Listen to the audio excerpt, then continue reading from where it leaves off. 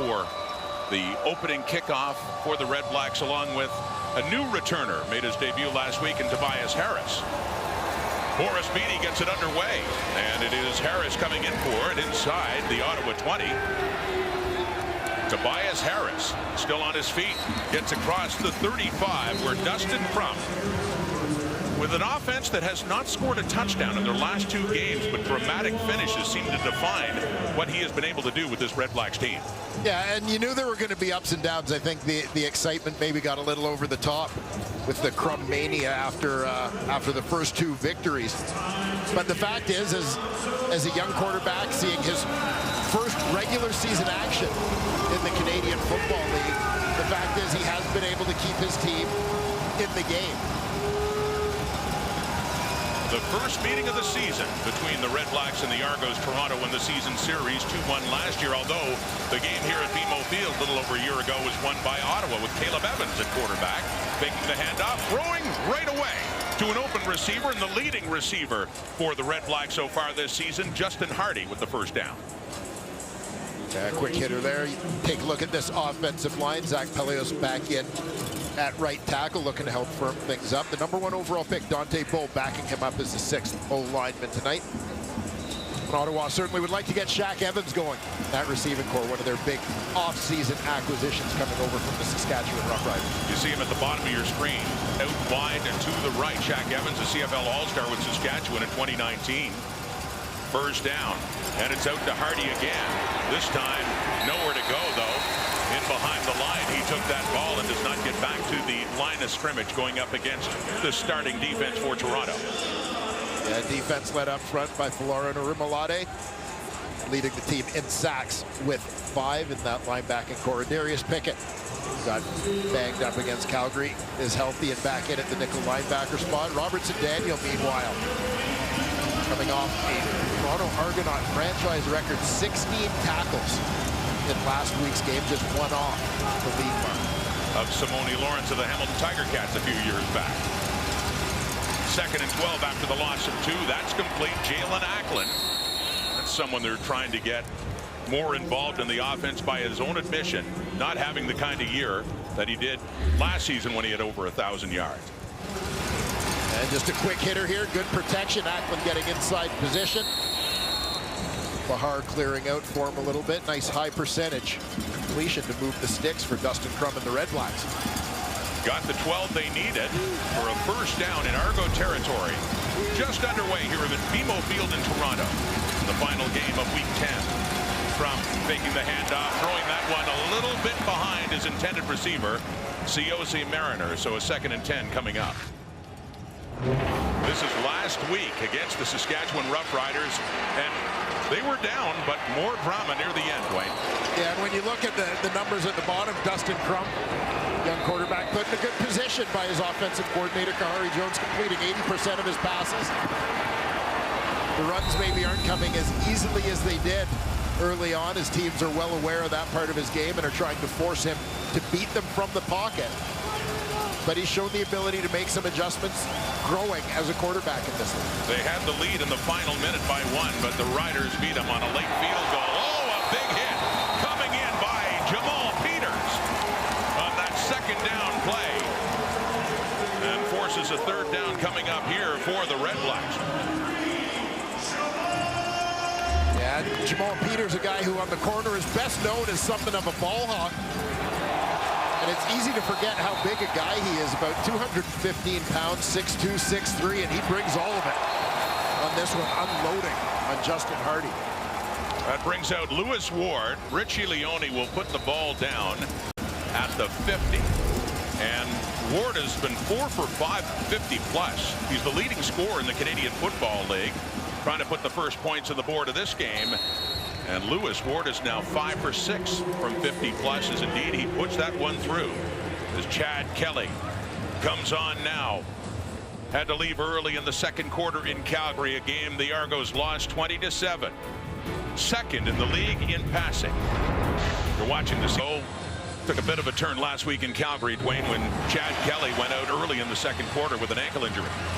Yeah, Kelly, who's been so much of the story for the Toronto Argonauts in the early portion of this season. First season as a starter in the Canadian Football League, got the team off to the great 6-0 start, but yeah, his injury and some inexperience at quarterback behind him obviously raises a little bit of a concern for an Argo team that's otherwise been very good this season. Their first possession in the hands of A.J. Ouellette, the third leading rusher in the Canadian Football League, and that's a tough team to run against, especially with Javon Santos-Knox back in the lineup for his third game, limiting the carry there as you look at the starting offense for the Argos.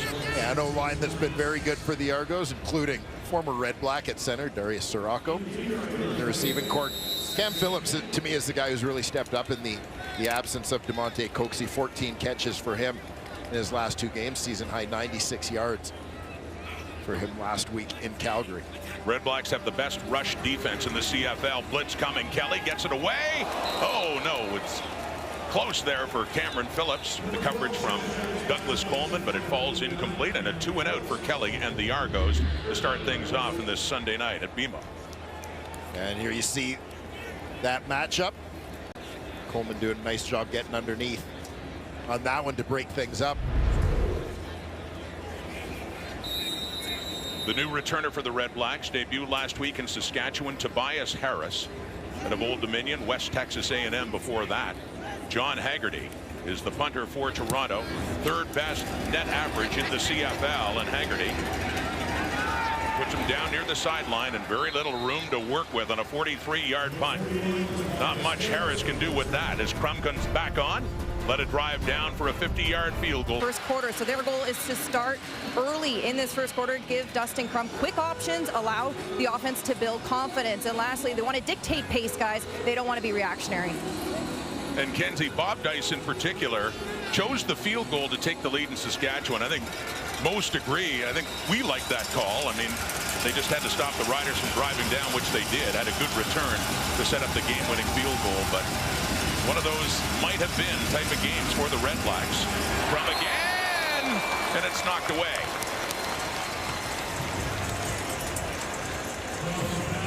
The play action, obviously, a big part of Ottawa's game plan coming into this one. We've seen a look early. He's looking for his receiver out of the slot.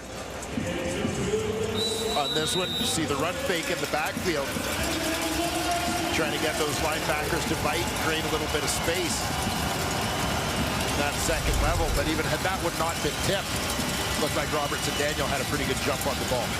2nd and 10 now at the Ottawa 29 for Crum. Steps up as a receiver, and a first down to Jalen Acklin up near the 50. So a couple of catches for Acklin, who had been Ottawa's #1 receiver in 2022. Moving the sticks again. This former Hamilton Ticat suggests that his animosity towards the Argos stemming from that rivalry has not lessened any. He's made the move to Eastern Ontario. He said last year something the likes of learned to hate him, but the Ticats still hate him. First taste against Toronto this season. The Red Blacks and nothing doing on the ground there. Devontae Williams, the ball carrier, and looks like he might have lost a little bit of real estate on that as the 2nd and long is coming up. Look at Jordan Williams in at middle linebacker for the Toronto Argonauts. 21 Canadian Football League Rookie of the Year as a member of the BC Lions, acquired via trade this offseason.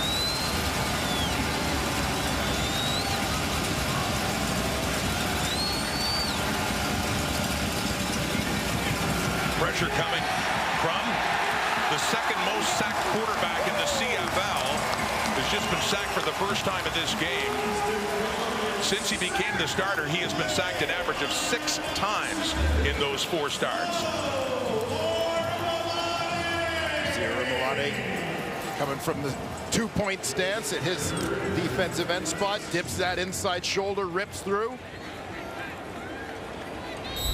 Backfield, sack number 6 on the season for the former Stampeder. Valera Narimolade, and that forces Richie Leone on to punted away for the first time in this game from his 25. Leone, leading punter in the Canadian Football League. Javon Lake down to get it. His 25 and gets tripped up there nicely by Gary Johnson after a punt of 48 yards. Rimolade moving in on Crum. Down he goes. Red Blacks still lead it though, 3-0 first quarter at BMO Field in Toronto. Back in the CFL, and the numbers still impressive even though the last few weeks, for obvious reasons, not as productive, and still leading the Canadian Football League in rushing touchdowns. Yeah, and I think one of the things you have to look at in the case of Chad Kelly, we talk all the time about young quarterbacks, and because of the start this team has gotten off to this year, sometimes he's forgotten in that discussion. But the fact is, we're talking about a guy making, in his first half season, essentially, as a starter in this league. Second carry for A.J. Ouellette, and even less than the first time around. Very tough defense, especially against the run up front. Yeah, they certainly are. That's led by Cleon Lang, former Toronto Argonauts, spent 6 seasons in double blue. Javon Santos Knox brought over from Hamilton in free agency to provide a little bit of leadership, as was Cariel Brooks. Usually a halfback most of his career, but he's playing on the boundary corner for Ottawa today. Hardly a gain at all for Ouellette. Second and long. Kelly airs it out and a bit too far for the intended receiver, Cam Phillips. So once again, this Argo offense is 2 and out as John Haggerty in the punting unit comes on. We'll keep an eye on the Argos' ability to complete the deep ball in this football game. In Kelly's biggest games, he's been over 300 a couple of times this season. And the difference when you look at his numbers has been his accuracy on the deep ball, those shots of 20+ yards.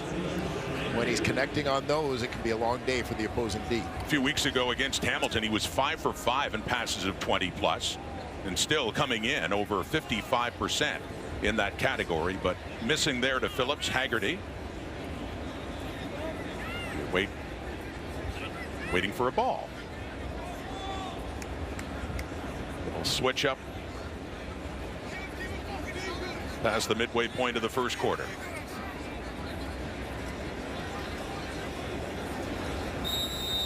Ryan Dinwiddie 4-1 his record against the Red Blacks. The one loss coming here a little over a year ago. Haggerty. Oh, the heat was coming on him, but he gets it away. A bit shorter too for Harris after a 35-yard punt, and a good place to start for Crum and the Red Blacks as Harris gets it up to midfield. The FIFA Women's World Cup will continue Tuesday. Spain and Sweden head-to-head. Semifinals, 3 a.m. Eastern, 12 a.m. Pacific.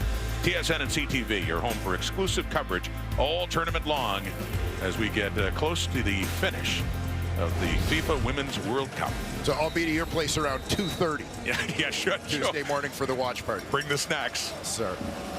I'll just set a wake-up call for a minute before then. Ottawa, on their first possession, went down and got a 50-yard field goal. Possession number 3. Crum, and a deep look down the left. Oh, it's caught, and it's a touchdown. Jalen Acklin, 55 yards for his first touchdown of 2023. And a huge shot there for Dustin Crum. He's shown the Canadian Football League that he can run. But how about this throw? Good protection. Argo's not sending heat on that one. Acklin sneaks it behind Deshaun Amos on that one. A terrific over-the-shoulder catch. Coming into this game, Acklin had 26 catches for 321 yards, no TDs, and he had said recently, taking it upon himself, he thinks he has to be better. He was mentioned their top receiver last year, his first with the Red Blacks, but that'll certainly help out. Had a touchdown here a year ago as well in their victory over Toronto at BMO Field. They have the lead, up by 10 after that Acklin touchdown. You can't hide, buddy. Receiving end of the longest completion of Dustin Crum's CFL career. That one's 55 yards. As Acklin just goes, kind of wins the hand fight with Deshaun Amos to get in behind the defender. And Acklin has, as mentioned, his first touchdown catch of 2023. And that is the Red Blacks' first offensive touchdown since Antti Milanovic-Litre in overtime in Calgary 3 weeks ago. They've gone back-to-back without offensive TDs. Javon Leake on the return with the Argos now in a 10-point hole. He's the Achilles heel of the Red Blacks is slow starts, and then the big comebacks to make it dramatic at the end. So this is a bit of a change of script for Ottawa. Yeah, it certainly is, as is the long ball. Quite frankly, they played it safe off the top. Given the play action, throwing some quick hitters that time. They still had a little bit of a run fake there, but they decided to take a shot over the top, with the defense likely anticipating that Ottawa would stick to the short game for a while. You heard Kelsey talk about what the coaches want, different from last week. Bob Dice wanting a faster start. He certainly has that now. Under 6 minutes to go in the first quarter, and they lead at 10-0. Kelly again, that offense, back-to-back 2-and-outs, and they have that start on first down in the hands of Curly Gittins for his first catch of this game. Adam Claren on the tackle on that one. And this is the third straight possession, Dwayne, that the Red Blacks defense has kept Toronto in a second and long situation. They got that again on hardly any gain at all on first down. Yeah, it's a terrific matchup. You mentioned off the top, Rod, how good Ottawa's defense has been so far this year. Four-man rush. It is complete. Caught there by Gittins. And he has it up across the 40, and the first down for this Argo offense as they move it up.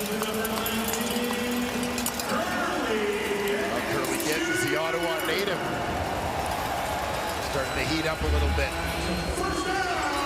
in this offense.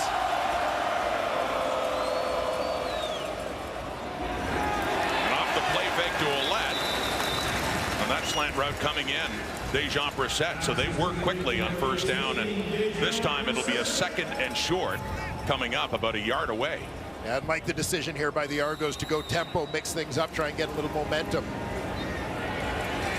And Ouellette, once again, not gaining a lot, but that is, he didn't need much for a first down, so quickly they move ahead to a first down at midfield.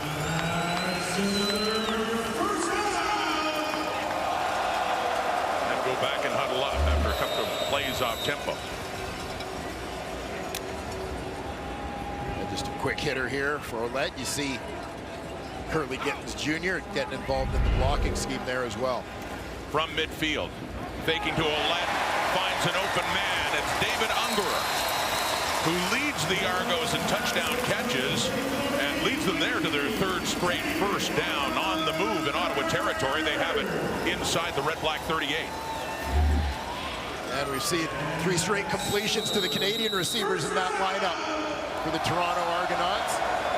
Gittins, Brissett, and Ungerer. Ungerer, a terrific signing this offseason, coming over from Hamilton.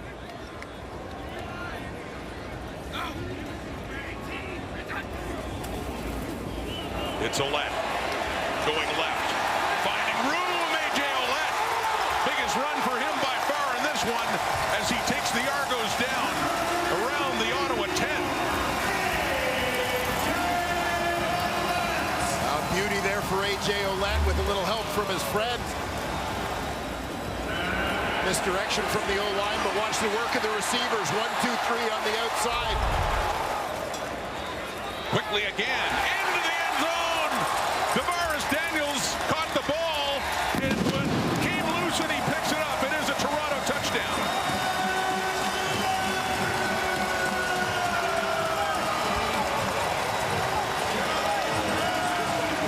They delayed the call with him just crossing the line, it appeared, and the ball came out. He recovered as they celebrate their first points on the board. No doubt they'll review and make sure that he had it long enough for a catch.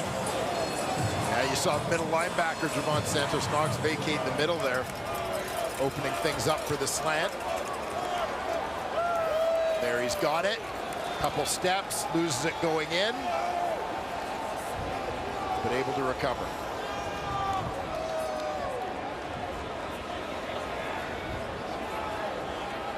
Pending the point after for Boris Beatty, and a bit of a hold up presumably as they just look and be sure. The previous play is under review by the command center. Announced by the referee Andre Proulx. So they're still looking just to make sure that he had possession of the ball as he broke the plane to the goal line.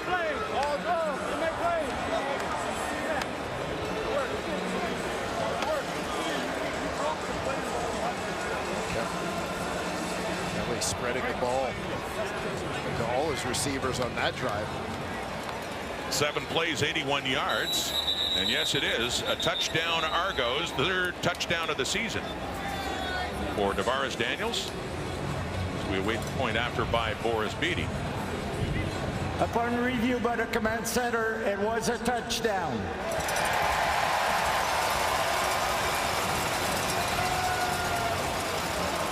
Tavares Daniels, well, you're right, they had Gittins in the act and Ungerer too. And Brissett, they had a big run from A.J. Ouellette.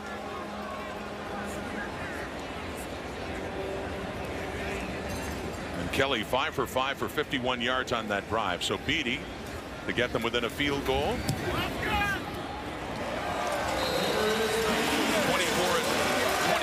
and his point after conversions is Boris Beatty.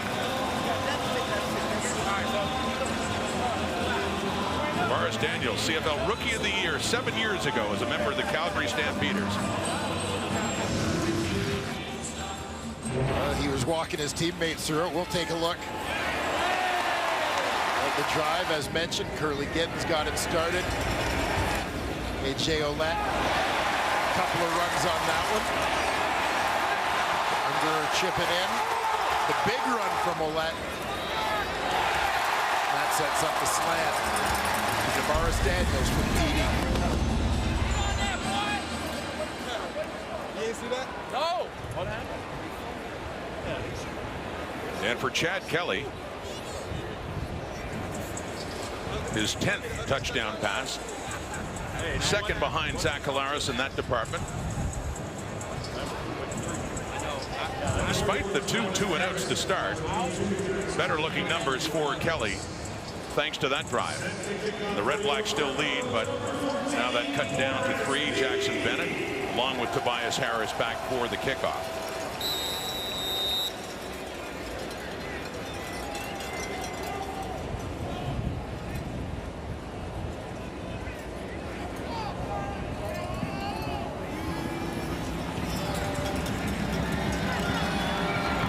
Harris has it.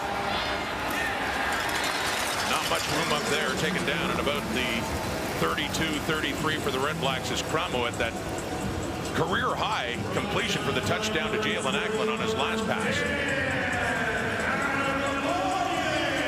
And that's a big play for the Ottawa REDBLACKS because it's one that can keep the Argos a little bit off balance.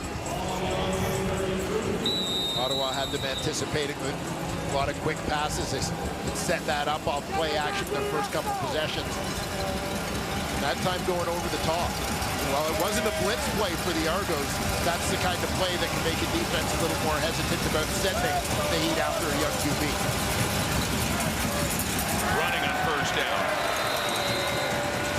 And tough going inside. Robbie Smith in there. Jordan Williams. 2nd and long, just inches gained on that play, Devontae Williams. Robbie Smith, the Wilfrid Laurier product. Got plenty of snaps defensively for the Toronto Argonauts under D coordinator Corey Mace.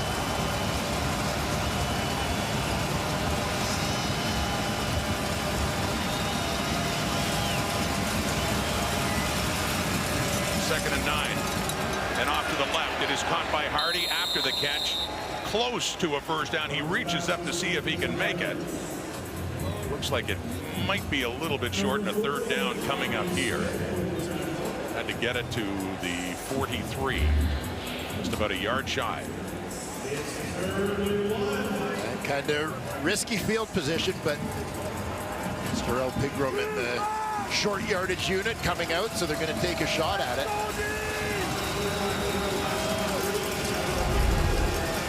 Big moment early on in this game in a 3rd and 1 in Ottawa's zone at their 42. Had the 10-0 lead. The Argo offense waking up on that last drive. So Terrell Pigram, short yardage QB in, goes left, and it looks like he has enough to push it through and move the chains again. As Crum will head back on.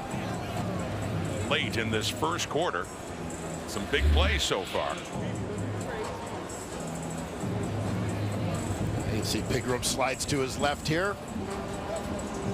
A little bit of a soft spot in that defense, burrowing his way forward. Keep this drive alive. Spent his preseason with the Winnipeg Blue Bombers and certainly made an impression there. Let go after Dakota Prukop came back, and Ottawa gladly picked him up. Last play, first quarter, and Crum, who hasn't run nearly as much lately, just a handful of carries against the Saskatchewan Roughriders. Just 4 carries for 21 yards, his first carry there, but it sets them up at 2nd and long through the first 15 minutes here at BMO Field in Toronto. Big strike by both sides. We have a 10-7 Ottawa Red Black lead. Numbers and well, the passing yards belonging to Ottawa mainly on that big strike to Jalen Ackland for the touchdown, but both of these offenses look like they can move the football despite the way it started for Toronto. Yeah, they certainly do, and as long as Ottawa is able to continue that, we know we've seen a little more consistency from Toronto in that regard through the season. But the thing that stood out to me looking at those numbers is Ottawa, a team that's been run heavy this season, only 5 rushing yards, over 100 passing yards in the first quarter, but doing it off play action. So it just speaks to the chess match that goes on, even coming in at the start of a game, anticipating what the other team will be expecting from your play calling and trying to take advantage. Maybe catching them leaning a certain way. So the second quarter begins. This is the first time all season the Argos have trailed after 1 quarter. They did close the gap to 3. Late, 2nd and 7 now Ottawa. Marco Dubois, who has the distinction of the first receiving touchdown and one of few for the Red Blacks. They just got their 4th one of the season tonight.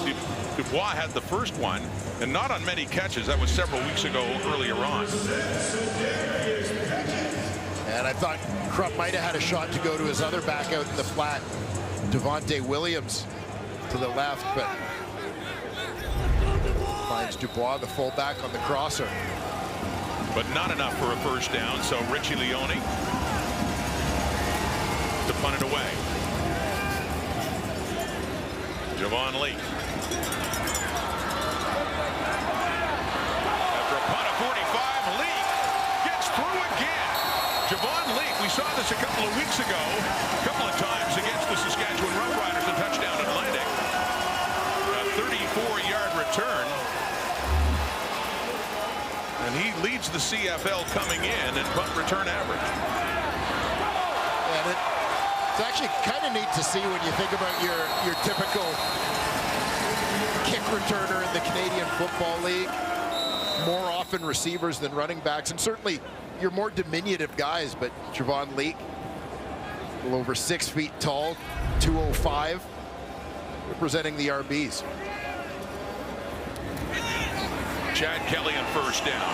Deep down the right, wide open. Tavares Daniels. Abdul Kenna can't catch him.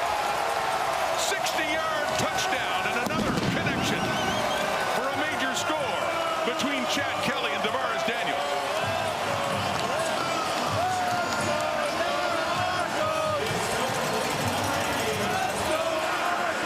It was a neat play to watch it develop. As you can see, Chad Kelly kind of progressing through his reads and eventually getting to Tavares Daniels, who popped open bootleg here, going opposite the flow of the play. Kelly sliding to his right, lays it in there perfectly to Daniels down the sideline. Just like that, the Argos are on top. With the longest reception of the season for Daniels, he came in with 2 touchdowns. He has 2 in this game, in this first half, early in the second quarter. And no need for the command center to take a look at that one again. As Beatty, it's another point after.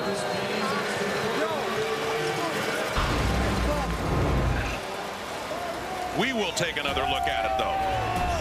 Kelly. Deep. Daniels. Well, Canada did catch him, but couldn't do much. They were too close to the end zone, and the Argos are now in front. For the Argo offense this season so far is working quickly, and they certainly did there on that possession early in the second quarter.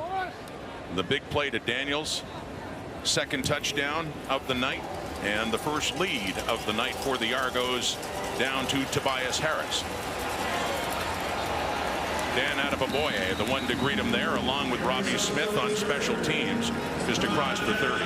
So Kelly now 6 for 8 for 111 and 2 touchdown passes, and seems to be just fine after getting injured last week in Calgary. And keep an eye on Daniels here, coming out of the slot, working towards the corner. Nicely placed shot there from Chad Kelly. Much to the delight of Ryan Dinwiddie. Came into the game second in the Argos and receiving behind Cam Phillips. Taking over that lead, the way this has gone so far, Devontae Williams, and on both sides, those runs up the middle, the tough yardage to get against that Argo front as well. Dwayne Hendricks, Winton McManus, a weak side linebacker. Yeah, McManus coming off an outstanding 2022 season, which was his first with the Toronto Argonauts. You think about some of the guys that have come over from Calgary, where of course Corey Mays was the D-line coach before becoming D coordinator here. That familiarity has allowed them to play at a high level from their arrival. Crum throwing on second down and does pick up the first down. That is Shaq Evans with his first catch of the night. In his 6th of the season. He's in his 3rd game, had to start the season on the injured list. Yeah, Ottawa, it seems a team that frequently in their existence as the Red Blacks, always looking to beef up that receiving corps. Second down, they run, and Williams gets a first down, or on first down, excuse me, after the Evans play. Gets up close to another one as it's a second and short and near midfield.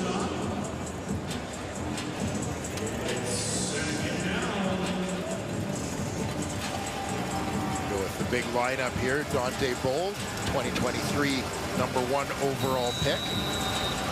Into the game as an extra offensive lineman for the Red Blacks in this situation.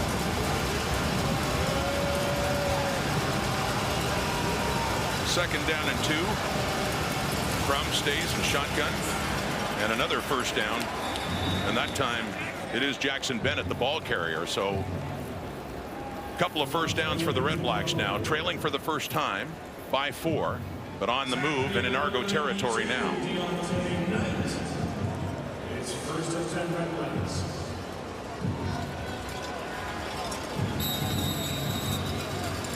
Red Blacks more than willing to grind it out a little bit here, slow down the pace with the Argos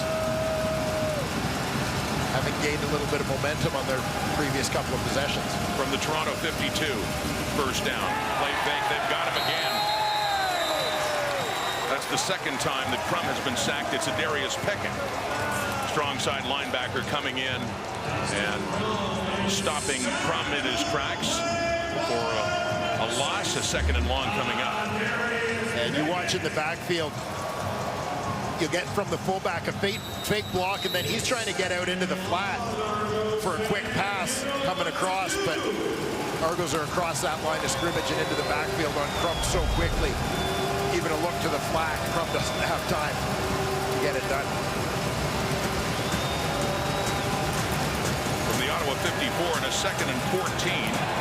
Shy of the first down, Ciosi Mariner, but after the catch, he does have enough to get it close to the Argo 40, and another first down for Ottawa.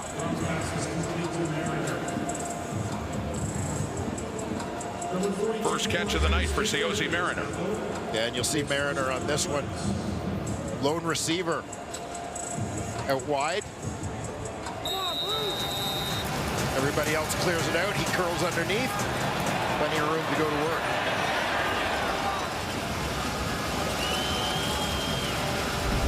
second year out of Utah State, Mariner. Another first down, Ottawa. Driving down in the Argo zone. On the ground is Williams. Picks up 5 more. And a 2nd and 5 coming up just at the Argo 36 for Williams. You're seeing Toronto defense that had been beaten a few times in the first quarter. That play action that we've talked about now maybe a little bit softer against that run. Not as quick to crash down on Devontae Williams, and you're seeing him take advantage of the run game. Red Blacks offense is standing another good drive right now to the 36 and a 2nd down. 14-10 Argo lead. Crum with time looks off to his left to Williams. He breaks free. First down and more. Williams looked like Toronto might have had him, but he spun around and he takes that down inside the Argo 20. And it's a move after the catch where Williams knows the defender is being taught not to get beaten to the outside. You got to contain him. The Pickett overruns him a little bit. Williams spins back to the inside. Pick up a few extra yards on this one. Darius Pickett just couldn't hang on, and as a result, into the red zone, the Red Blacks go. On the ground to Williams again, who's finding some room. To your point about Toronto defensively, Dwayne, he gets it inside the 10. And another first down. It'll be 1st and goal coming up here for Ottawa. Yeah, as run heavy as Ottawa has been so far this season, you know that's what the Toronto defense came in prepared to defend, wanting to shut down. Then forced Dustin Crum to beat them throwing the ball. Crum came out, of course, under the guidance of Kahari Jones. Connecting a few play action passes. 1st and goal. Williams again picks up a couple of yards, gets down closer to the 5. One of the problems for Ottawa's offense coming into this game has been red zone efficiency. Just 5 for 21, 23.8%. A big 2nd down is coming up here for a team that has had to settle for too many field goals this season. So keep an eye here on how the Argos defense crashes down from the end of Darius Pickett coming in on that blitz off the end. Now that shuts down the run, but the opportunity that creates is for a runner like Dustin Crum to pull the ball and boot to the outside if they're going to crash to the inside gap. Here is 2nd down to the end zone and a touchdown. Justin Hardy has it. Efficient in the red zone this time as the Red Blacks take their lead back. And this time the Red Blacks chip away, nickel and diming their way down the field after scoring their previous touchdown on a big play, 55-yard pass from Crum to Jalen Ackland. This time it's the consistency of a drive, mixing up run and pass. And Crum finishing it off here, finding Justin Hardy for the short pass. The former East Carolina Pirate does the rest. Well, the Argos in their last possession struck quickly for the touchdown. This drive by Ottawa was 11 plays covering 78 yards in nearly 7 minutes, 6:51, but it ends up in the hands of their leading receiver coming into this game, Justin Hardy. Capping off a long drive, Hardy with his 2nd touchdown of the season. On the season, put his team back in the lead. 3rd lead change. Ottawa back in front. They had the 10-0 lead, then a couple of touchdowns by the Argos, and then another one for the Red Blacks. 2 touchdown passes for Dustin Crum in this one. Javon Lee getting it up to the 40. They keep looking it over after an 11-paid play drive. Pay dirt. Crum, Hardy, end zone at BMO Field. Red Blacks in front in the 2nd quarter. Yeah. 18 very quick holes. Argos with the ball again, now trailing, and that one falls incomplete. Intended there for Cam Phillips, but the difference for Chad Kelly. First 2 drives, 2 and outs with nothing, and then the last 2, a couple of touchdown passes to Davaris Daniels, and picking that up and Yes, Father Kevin, his mother Charlene here, and Kelly family well represented. Not too far a drive to come and cheer on their son again here at BMO Field.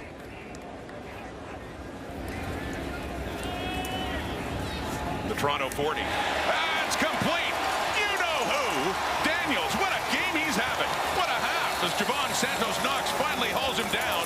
Davaris Daniels, another big play from Kelly to get it down to the Ottawa 25. Just like that. Just a monster first half for Davaris Daniels.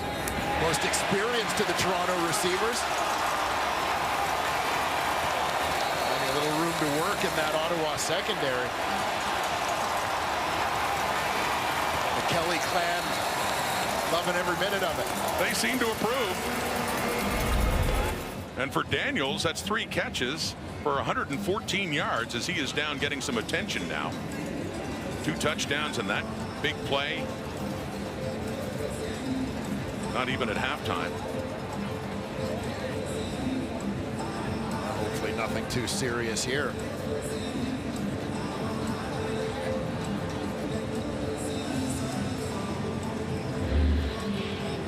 Let's see the tail end of this if we can see what happened to Davaris Daniels.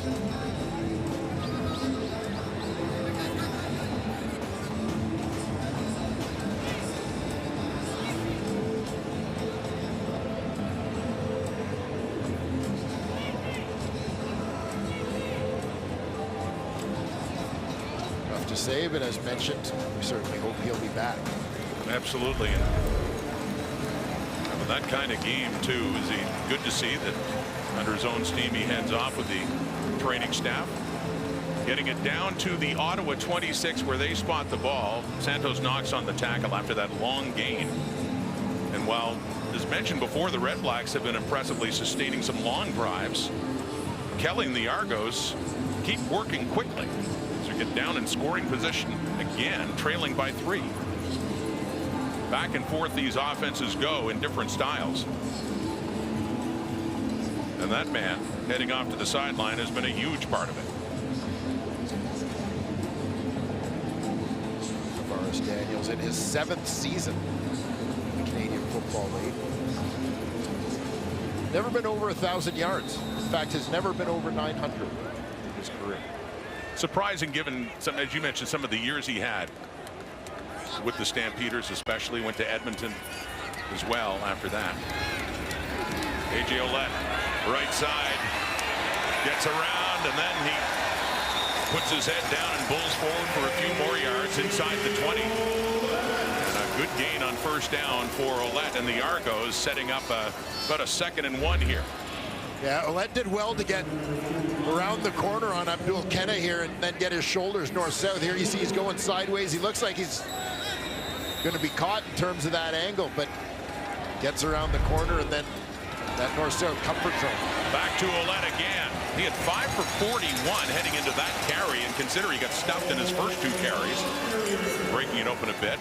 A few yards there, but he didn't need much, just needed 1 to pick up that first down, and they get that to the Ottawa 13. So here we go again, back and forth these offenses have gone in this first half at BMO. About 4 minutes left in the clock until halftime, and the Argos are threatening to get their lead back.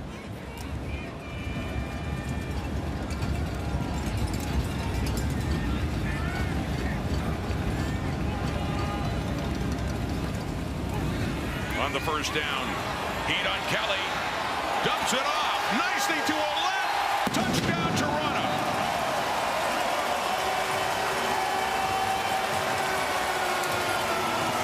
Chad Kelly alertly makes that happen. Facing the heat, finds 34, who does the rest and takes it in. Well, I love the combination of the escape and the awareness here from Chad Kelly.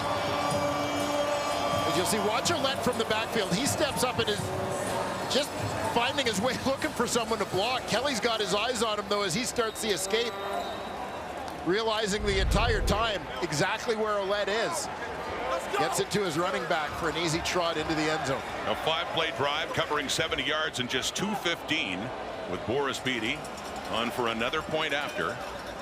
to restore the 4-point lead, which switches back again to the double blue. Chad Kelly, 3 touchdown passes in this first half. 2 to Daniels and 1 to A.J. Olette.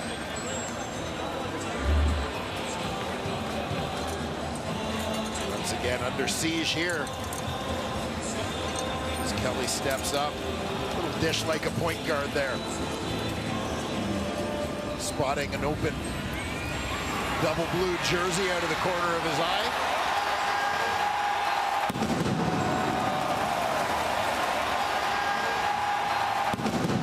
Fan loving that one.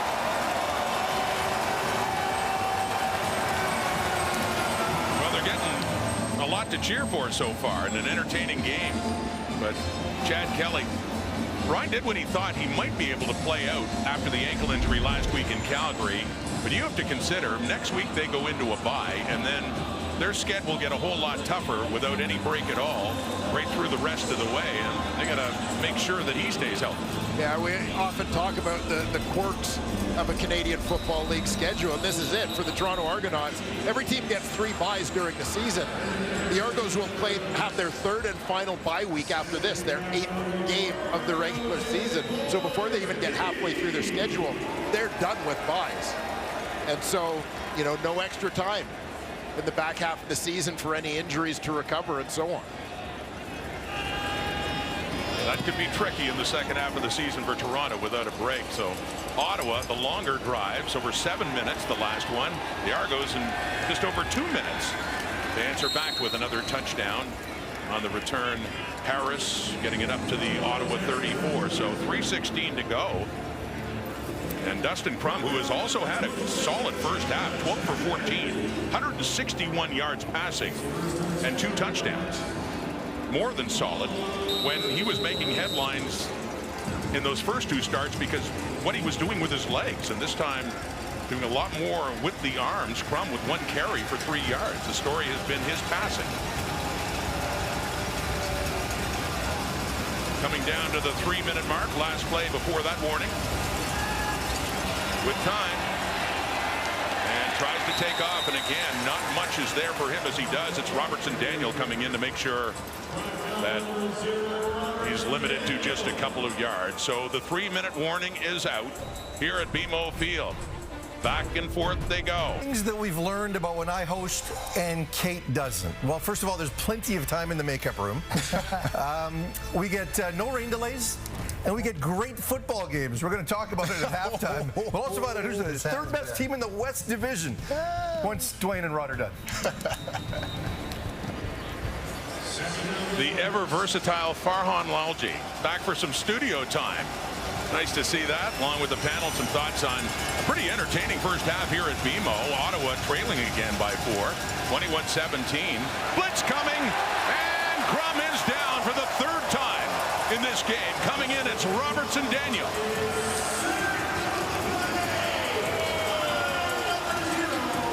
And 3rd down coming up. The Red Blacks will have to punt. Yeah, well-timed blitz there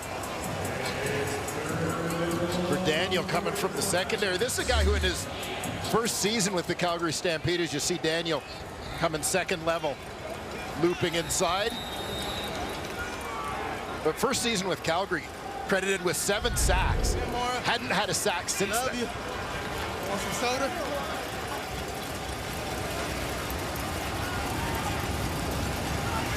And a big one there late in the first half, though, for Daniel. It's Crum. Been sacked a lot since becoming the starting quarterback for the Red Blacks. That's the flip side of all the great things done as well. No yards coming out on this return by Javon Leake as he catches that, and he gets up close to midfield after a 40-yard punt by Richie Leone. So 2:02 in the clock, and that was the first penalty of the game, believe it or not, but 2:02 in the clock. No yards. Ottawa number 20, 15-yard penalty and a first down. And we always say, you know, in the CFL, you know, 1 minute, 2 minutes, still plenty of time. The way this Argo offense is working, that's an eternity right now. Well, it really is, and especially with the boost they get from that no yards penalty, it's going to put them right at midfield to start this possession.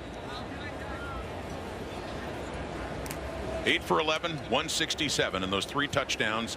First 2 to Tavares Daniels, who's back in the game. Good to see, as he was ushered off after another big reception earlier. And more time for Kelly, and another deep ball. Wide open, Curly Gittens. Flag is out.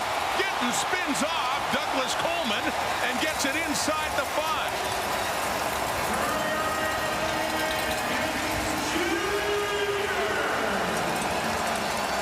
A 51-yard connection pending the outcome of this flag. And looks like it's coming back. I'm not so sure. Oh, wait a minute. They would Major foul. Unnecessary roughness. Toronto number 66. The foul will be applied from the end of the play, back 15 yards, and a first down. So still a huge game for Toronto, 15 yards less because of that penalty. At first, they were walking back to the original line of scrimmage. But as we look at this play, I want you to take a look at the work of the veteran back, Andrew Harris, just helping out on the defensive end. Little chip there on Bryce Carter that takes him down. On the other side of the O-line, that's where we had the unnecessary roughness call. But meanwhile, Curly Gittens Jr. wide open for what was a massive gain, but it's ended up just being a decent gain after the penalty. I was going to say, they really marched off a lot here. They were at midfield, so it's only a 15-yard gain now that they put the ball down at the Ottawa 40. So not nearly as close as it initially appeared. As they talk it over.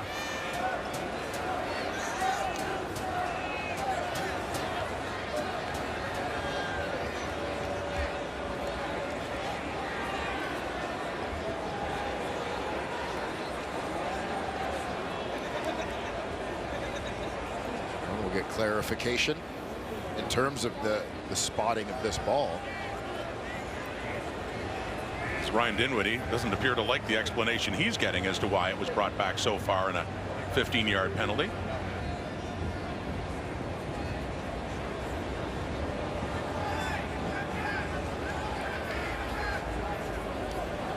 Just Chad Kelly getting an explanation of the penalty call.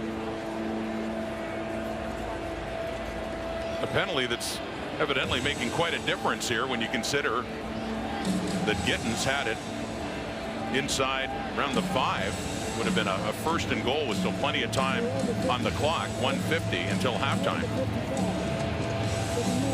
Still plenty of time regardless, of course, with it sitting right now at the Ottawa 40. But the conversation continues concerning the spot of the football after all of this. Big play and a penalty too. Upon review by the command center, the foul occurred while the ball was in the air.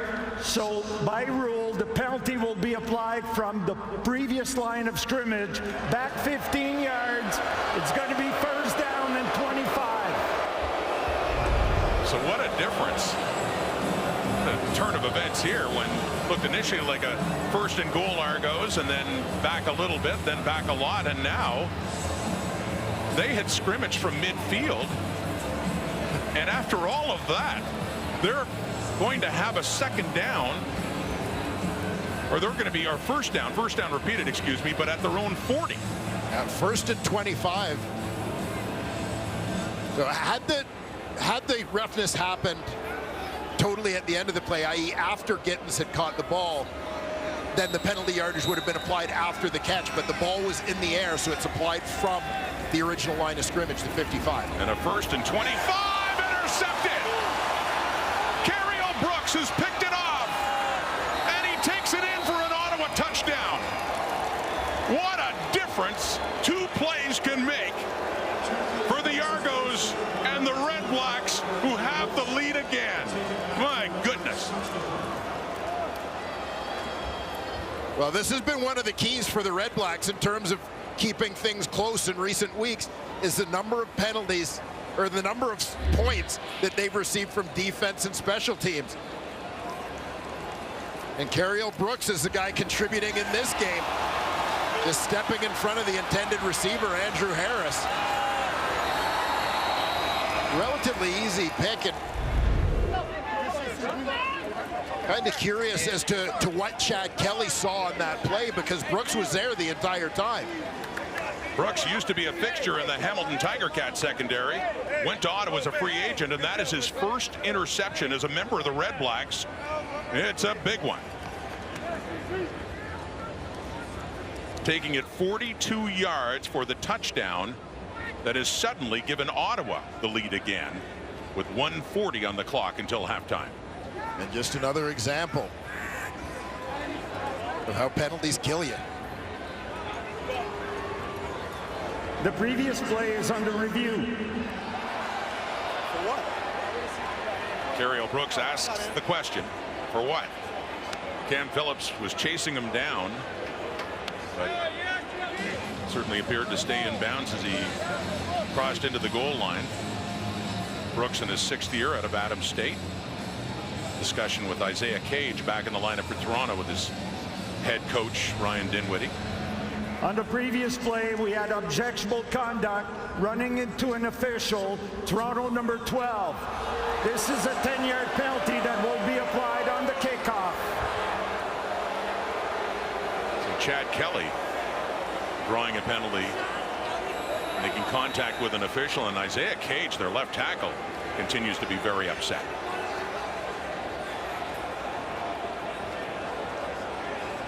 And this is a situation where the Toronto Argonauts just need to take a breath. You may not agree with the call, but don't make it worse. Don't dig yourselves into a bigger hole. Lewis Ward pops it through, remains perfect in point afters this season, but one he may not have expected to have to try a little while ago when it looked like the Argos were pressing deep, looking for a go-ahead or to increase their lead, but things really turned. First on this, Wayne. Yeah, this was the big play for the Toronto Argonauts. Would have put them down around the 5-yard line of Ottawa. First and goal situation. But instead, you've got unnecessary roughness at the end of the play. They go 1st and 25, so the next play they run, look into the flat for Harris. Brooks steps in front of it. He takes it in for 6. We'll keep an eye here on quarterback Chad Kelly, who was flagged for running into the official. And in fairness, both to the officials and to Chad Kelly, that appeared to be entirely unintentional. But we have seen this year that penalty has been applied, whether the contact is intentional or not. It was a 66-yard difference from where Gittins had come down at the 4 to where they eventually had to scrimmage at their own 35.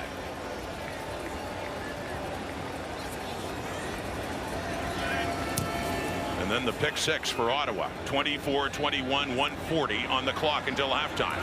What a half it's been. That return by Dejan Brissett up across the 36. So still for the Argos, a minute and a half, plenty of time for the way their offense has been working. But it was, you saw it, Isaiah Cage still the one that took the penalty that led to the ball being placed back at the 35. Cage is back in the lineup too. Had been injured for several weeks, and now, yeah, you see Andrew Harris there. They just want to settle him down.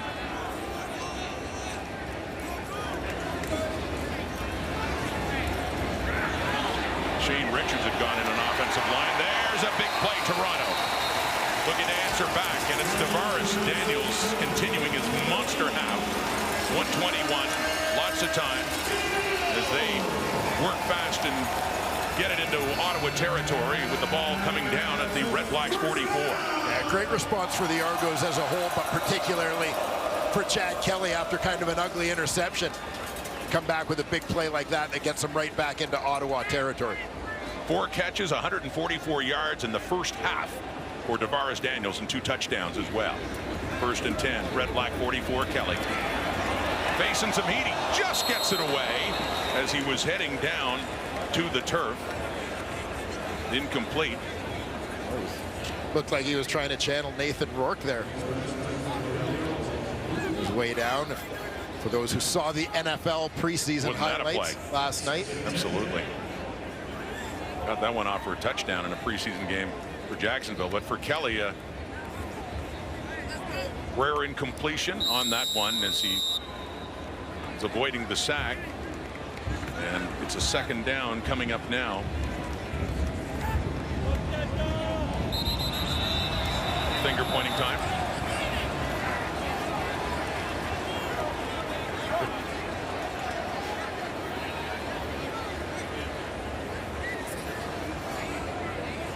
You care to point a finger here? Well, who do you think? First movement I saw was the Ottawa D-line. Okay. So you're going to point your finger at the Ottawa D-line. It's long been established that I have no business officiating. Neither do I.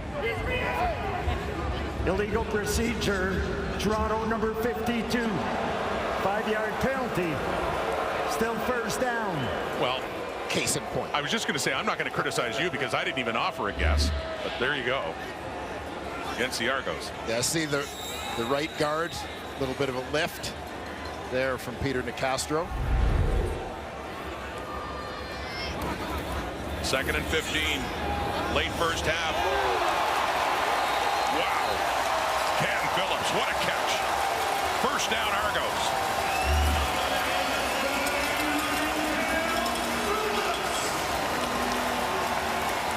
Chad Kelly has demonstrated through his first half season as the Toronto Argonauts starting quarterback that he's not afraid of a tight window. Quickly. Striking again to Brissett, down inside the 10. Dejon Brissett. Another first down, still a minute to go until halftime, and it'll be 1st and goal for the Argos. And that was the Phillips catch, by the way, which may or may not have been a catch, but good move by the Argos to go tempo there. As they do here. Kelly himself, 3-2-1. Waiting a signal there as Kelly gets close to the end zone. Just nearly had his 6th touchdown running this season.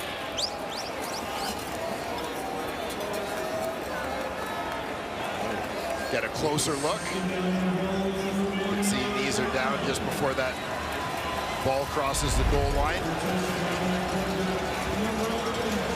Cameron Dukes is in at quarterback now.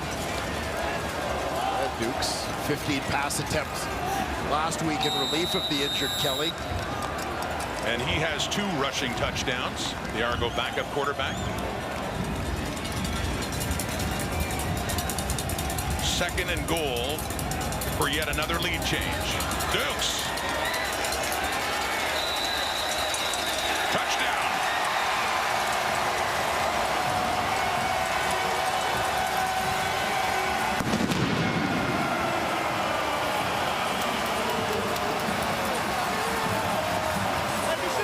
On his 25th birthday. A happy one for Cameron Dukes there as he picks up his 3rd touchdown of the season. First-year quarterback. He's getting in behind the big boys. He's got just enough. Just enough to break the plane. After getting some playing time with the injury to Kelly last week in Calgary. And picking up a touchdown there with Boris Bede for the 3rd time in this game to make it a 4-point Argo lead. What a crazy first half. And one that looked to be quickly unraveling for the Argos on that previous sequence when it looked like they were close and got penalized, and Kelly ended up throwing a pick 6 for Ottawa to go in front, but back they come again, working quickly. Still 34 seconds to go now until halftime. Yeah, just a great response there from Chad Kelly and the Toronto Argonauts offense. Dustin Crump, 34 seconds. Always curious to see to what extent they still treat him like a young quarterback and go conservative and just try to get out of the half. Well, he's throwing the ball well, though, isn't he, too? Yes. I mean, their drives have been longer. 2 touchdown passes, one to Jalen Ackland, one to Justin Hardy. And for the 2nd straight game, the Red Blacks have a defensive touchdown, the pick 6 by Carriel Brooks. Douglas Coleman had one last week in a fumble recovery in Saskatchewan. Oh, funny when you look at the Red Blacks scoring statistics, just talking about getting a little bit of help from the other phases of the game when your offense needs a little boost. You had Lewis Ward leading the team in scoring. Dustin Crum tied for second in scoring with his 3 touchdowns coming in. It was Brandon Dandridge with 2 defensive touchdowns and 1 on special teams, also contributing 3 majors. And Dandridge is hurt on the 6th game and out of this one. 5 lead changes in this first half. Jackson Bennett, nowhere to go. Shy of the 20, 26 seconds to go until halftime. What a game here at BMO Field in the first meeting of the season of these Eastern teams, the Red Blacks and the Argos. Farhan and the panel standing by with a lot to talk about, I'm sure. See what Kahari Jones has dialed up. For Dustin Crum here, they're going 2-back set to start the drive.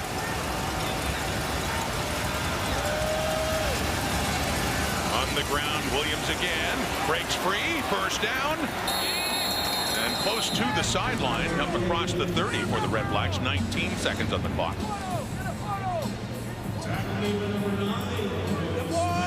Williams continues his good first half.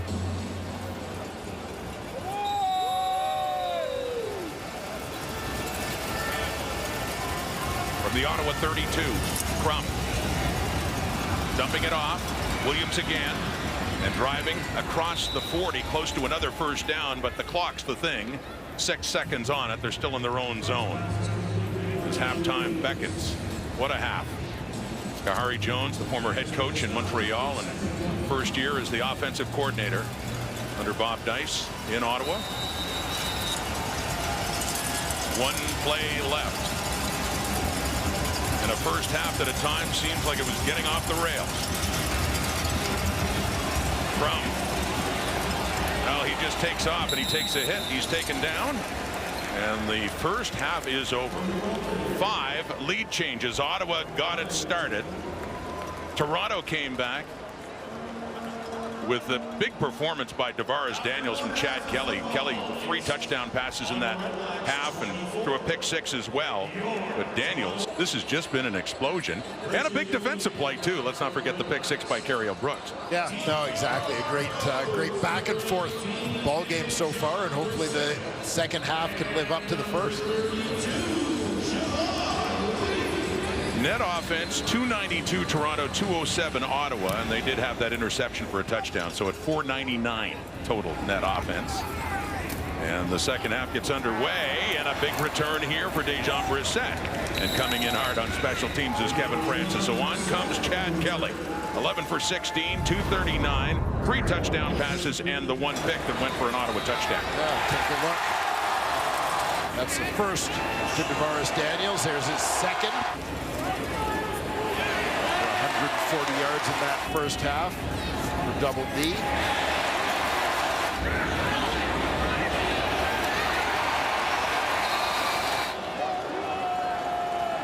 Quite the half for number 12. Argos keeping it going here and answering back when they face some adversity late in the half. So little inside toss there for Curly Gittins on the first down up to the 50, where Justin Howell, the Ottawa safety, comes in to take him down after a pickup of about 6 yards.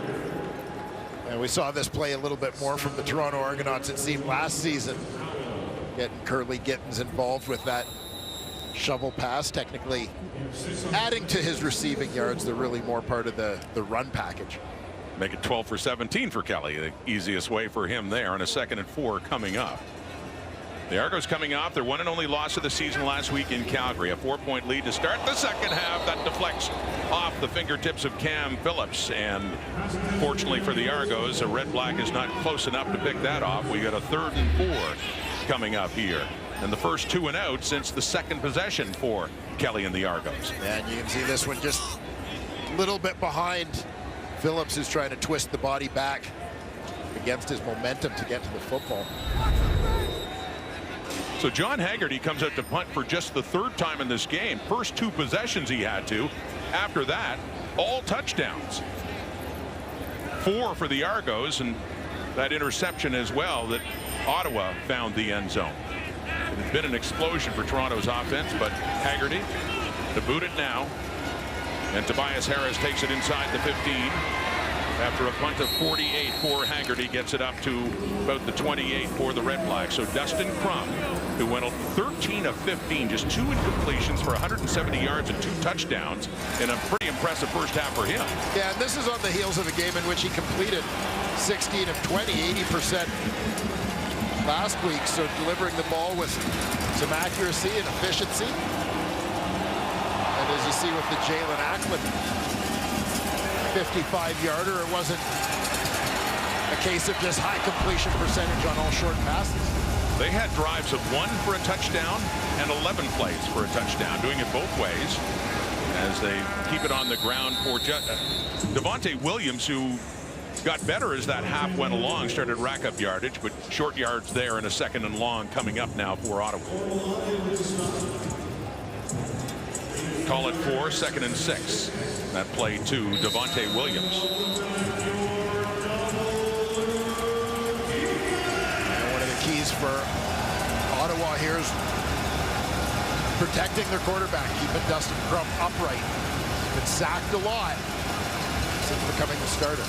Sacked 3 times and 30 times on the year, and a big hit coming in by Deshaun Amos to force the Red Blacks to punt it away.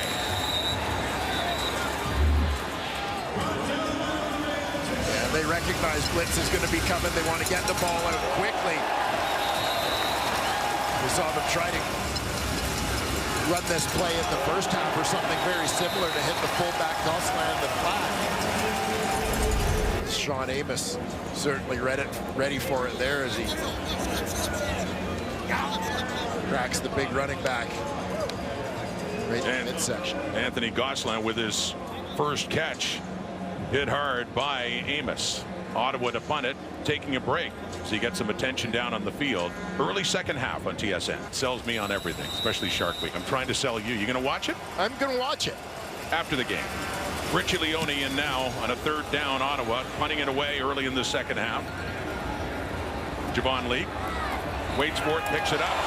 He breaks through again. Javon Leake. Could he be gone?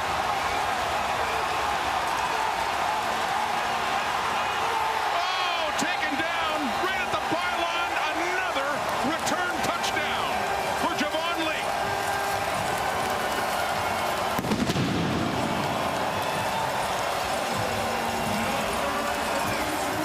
You hear Farhan at halftime saying what we're missing is a big special teams play. There you go. Javon Leake heard him. As he did 2 weeks ago in Halifax. Punt return touchdown as he leaks through. And it's the explosiveness right here where he is just off to the races. Great effort by a couple of the Red Blacks, including Marco Dubois.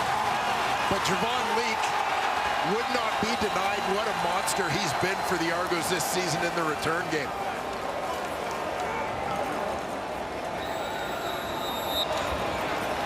The 3rd punt return touchdown of the season for Javon Leake. That leads the way in the CFL. Now 1 ahead of Mario Alford of Saskatchewan. He came in a point after by Boris Beatty his wide left. So it stays a 34-24 game. But for Leake, came in the leader in punt return average in the Canadian Football League. And certainly improves it there on another big return for 32 double blue. Again,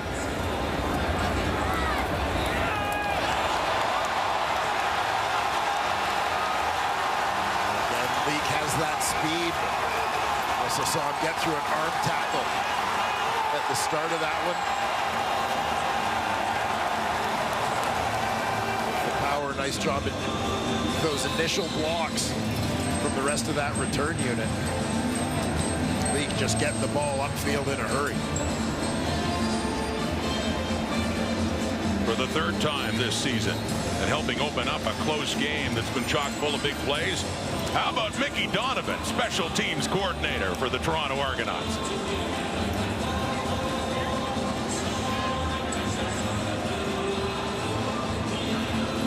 And for the Red Blacks, now in a 10-point hole, and Marco Dubois slow to get up. No smiles there. Yes, sir, Mickey Donovan. Previously held this role with Montreal Alouettes, former head coach at his alma mater, Concordia University. Mickey was a hell of a player in his U Sports days, former President's Trophy winner as the top defensive player in the country. And special teams takes a bow this time. And a game that has had touchdowns on offense, of course, and defense too, and now on teams as Beatty will kick it off. 6 more added to the Argo lead. The Tobias Harris return. And worth another look for Javon Leake, who has said has done it 3 times. Did it against the BC Lions in their last home game here at BMO Field 6 weeks ago. Then in Halifax, and then this, number 3. And just one move and then get it up the field in a hurry.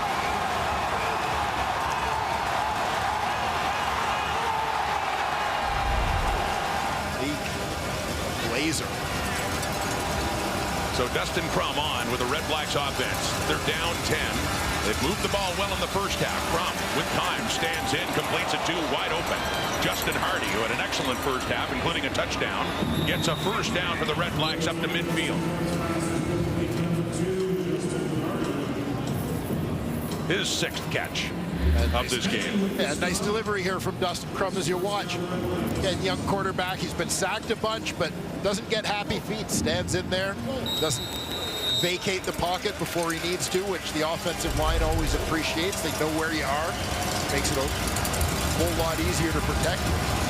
6 catches, 44 yards and a touchdown. Hardy. And faking the handoff. Crum. A rare carry for a quarterback who got a lot of recent headlines for what he could do with his feet. But a good pickup on first down as he gets that inside the Argo 50 down to the 49. 2nd and 4 is coming up. Yeah, Red Blacks picking their spots in terms of those called quarterback runs. We talked about a little earlier, Devontae Williams starting to have some success in the run game. Toronto starts creeping in, crashing on him a little bit. That's creates the opportunity for Crum to break the tape. 5th carry for 16 yards for Crum. He had 21 yards rushing last week against the Riders. And he takes off again. Crum on the move here in this second half. And he just needed to get to the 45 for a first down, and he got that and a little bit more. So the Sticks move, and Ottawa's on the move, trying to answer back after falling behind now by 10 points. And this is what I referred to with Dustin Crum and really Kahari Jones in terms of the constant adaptations to the things that defenses throw at the young quarterback is changing up how they attack. And now we're seeing Crum using his legs a little bit. That was the case against Winnipeg in their overtime win several weeks ago, where he hardly ran in the first half and really took off in the second, and tries it again this time, and no. Argos had him wrapped up, but he still does stay on his feet and take some hits too, as he does get it down to about the 37, so another 5-6 yards for Crum. And maybe on that particular play, you're seeing Crum taking more hits than Bob Dice would be comfortable with, particularly in this game, as Nick Arbuckle is unavailable as the number 2 quarterback. Waiting to birth his 2nd child. And Terrell Pigram, the only other quarterback in uniform for Ottawa today. A 2nd and 5. Red Blacks in Argo territory inside the 40. And this time dumping it off softly there for Ackland, who got his first touchdown of the season in the first half on a big play. That one is enough for another first down to the Argo 30. So here comes Ottawa. I wonder what Jalen's new friend in the stands has to say about this one. Quick hitter on a crossing route. Ackland, yeah, moving the sticks once again. Taken down by Jamal Peters at the 30. 1st and 10. Jackson Bennett with the ball, and he is wrapped up for a loss. Robbie Smith coming in to get Bennett, and that'll take him back 2 yards, and a 2nd and long coming up. Robbie Smith from his DN spot. fighting to the inside, beats Dino Boyd across his face to make the play.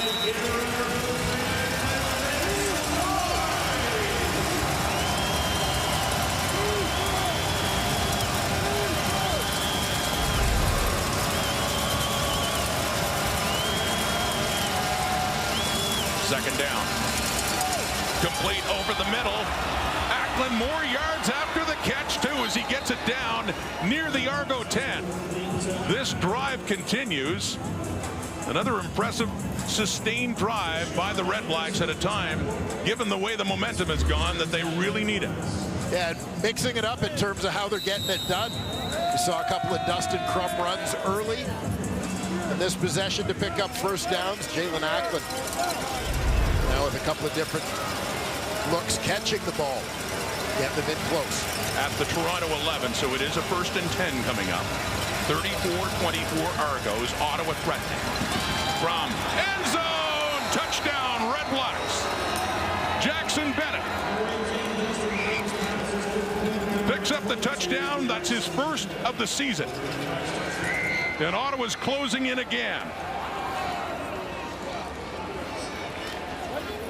And Ottawa emptied out the backfield here. 4 receivers to the wide side. Jackson Bennett, the inside receiver on the short side of the field here, left side of your screen. Just a quick slant. Again, gets inside position on his defender. Easy throw. So Ottawa's touchdown drives, Dwayne, 1 play to Jalen Ackland, then an 11-play drive capped off by Hardy, and then this 3rd offensive touchdown after 8 plays, 80 yards in over 5 minutes of play. The point after by Lewis Ward. Second half begins after an explosive first half, and we just have more of the big plays keep coming, and a punt return touchdown by Leak, and then Crum to Bennett. It's close. It's down to 3. Often used as a receiver. But gets it done on that one. There has not been a kickoff return for a touchdown in the CFL yet this season. Javon Leak, well, it's trouble finding the handle and just goes down shy of the 30. But Leak with the punt return touchdown answered back by this. Crum's career high 261 in a game. He's getting closer to that, in part because of that. Red Blacks been a long wait, and fans enjoying what this team has done this season, coming off their first loss, 6-1.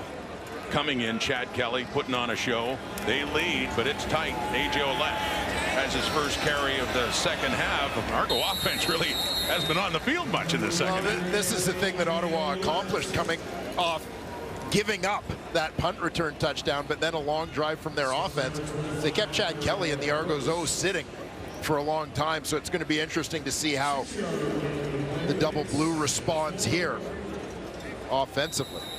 Just another close game for Bob Dice. Yeah. Although it's a little early to be talking about close finishes, of course, being in the 3rd quarter, but he's had really 5 straight, if you count the first Hamilton game, that went right down to the wire, 2 of them in overtime that they won. Another deep ball to a wide-open receiver. Damon Webb is hauling down Cam Phillips, but not before he gets it all the way down in one quick strike to the Ottawa 25. And I mentioned earlier the way that Cam Phillips seems to have stepped up. He's going to be the inside receiver here. By the way, he's really stepped up in the absence of DeMonte Coxie. Middle of the field is wide open. Safety is vacated. Cam Phillips, as soon as he breaks that second level past the linebackers, he was calling for the football. So wide open, down to the 26, 1st and 10, just like that. Argos offense moving close again, and Kelly gets away, rolling out to his right and dumps it off to David Ungerer, who takes it down inside the 10, and a 1st and goal is coming up very quickly for the Toronto Argonauts, trying to add to that 3-point lead. David Ungerer, 11th overall pick back in 2019 for the Hamilton Tiger Cats. Smallish receiver, and I know the reason a lot of teams were hesitant to pick him is his diminutive size. Worried that he couldn't contribute on special teams. Well, he's got a block punt for the Argos this year as well. Knocking on the door again. Kelly. Phillips can't get in. Adam O'Clair to finish it off down at the 2, so a 2nd and goal coming up. Kelly had already before that pass gone over 300 yards for the 3rd time this season. A nice move here by Phillips, but you can see he just lost his balance, was disrupted enough by the free safety Justin Howell. 2nd and goal. Ouellette driving. Oh, they push him back. He does not get there. Is that Red-Black defense? Javon Santos Knox, Bryce Carter stiffen up in the middle and stop A.J. Ouellette and force a 3rd and goal coming up for Toronto. It's not often that you see an A.J. Ouellette propelled pile moving backwards, but here, that combination of Carter, Howell, Santos Knox managed to stuff him. Gregor McKellar, another offensive lineman coming in with the receiver Ungerer coming out. Bigger package now as Kelly stays in on a 3rd and goal at the Ottawa 1. What a moment here. Trying Ouellette again as he pushes and the Red Blacks say no. Could they have denied him again?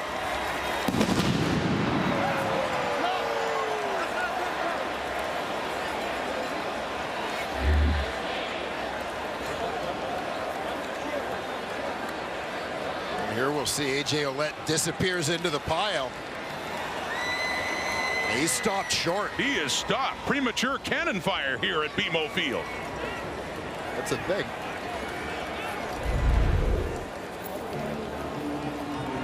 It is indeed a turnover on downs as the Red Blacks defense steps up and stops A.J. Ouellette. Not once, but twice. 3rd down.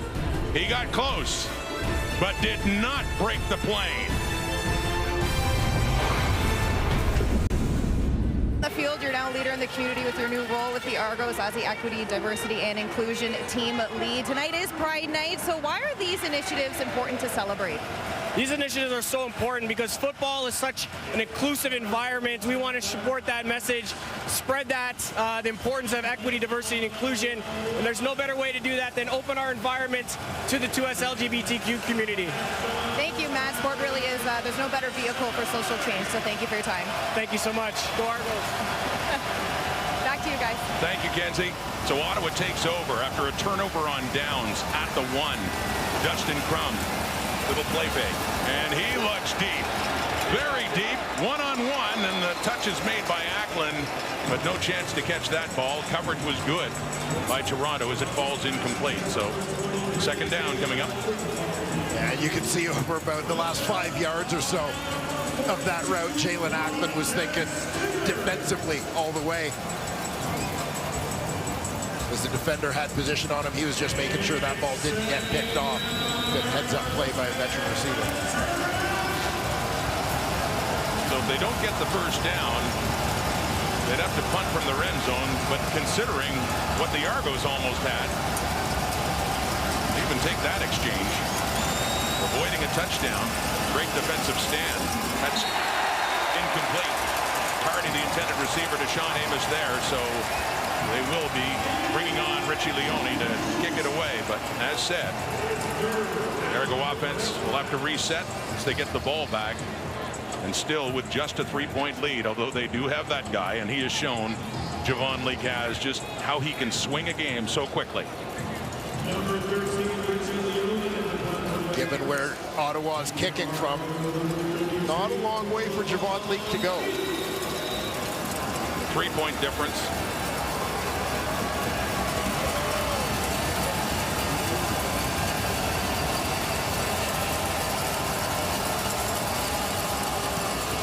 Leone kicks it away. Leake coming in and off the hop at the Red-Black 40.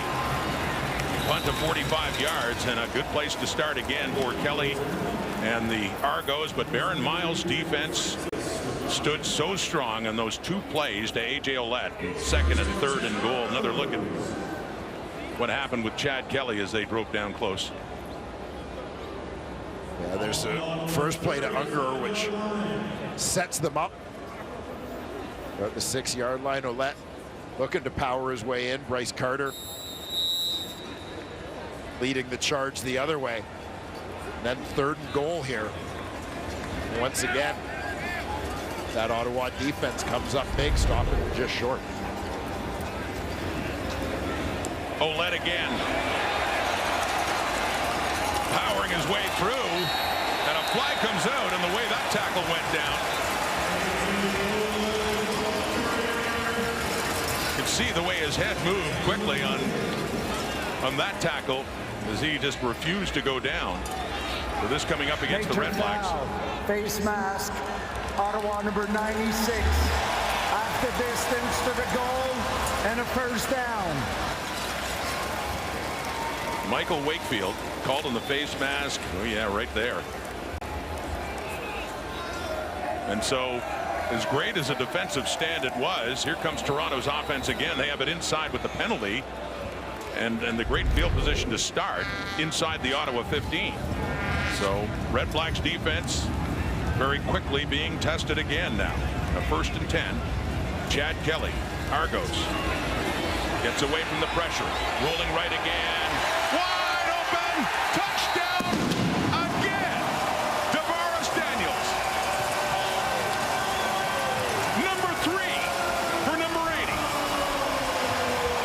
And the Argos are not denied that time.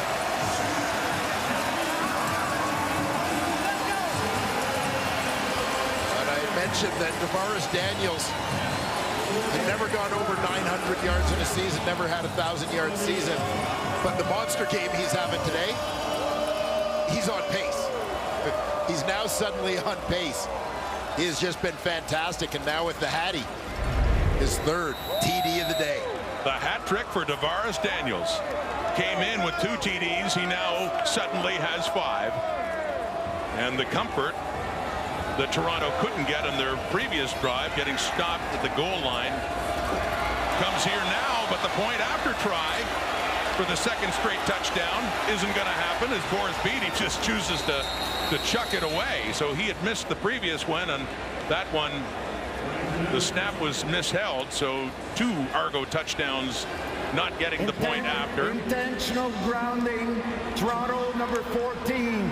By rule, that penalty may not be applied. We're going to kick off from the 30. You got 3. One more.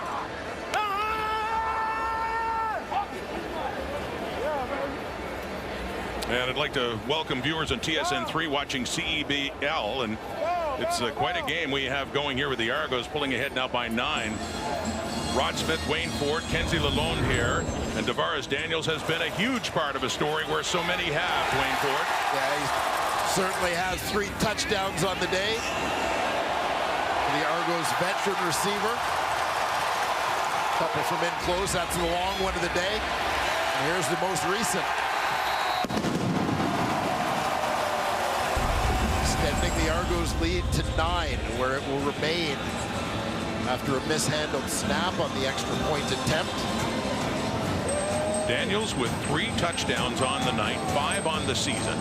5 catches, 158 yards, longest of 60. That one making it a 2-score game again. This game back and forth, so many lead changes, 5 of them in the first half.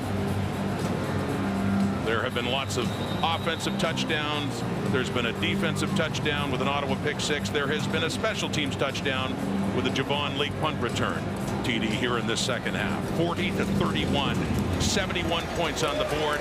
Ottawa about to get the ball back, and what a booming kick by Boris Beatty as Tobias Harris touches it, and it rolls past the dead ball line. So Beatty, well, he missed an extra point before that was botched, so 2 missed extra points, but he has the leg to make up for it on kickoffs. We've seen this before.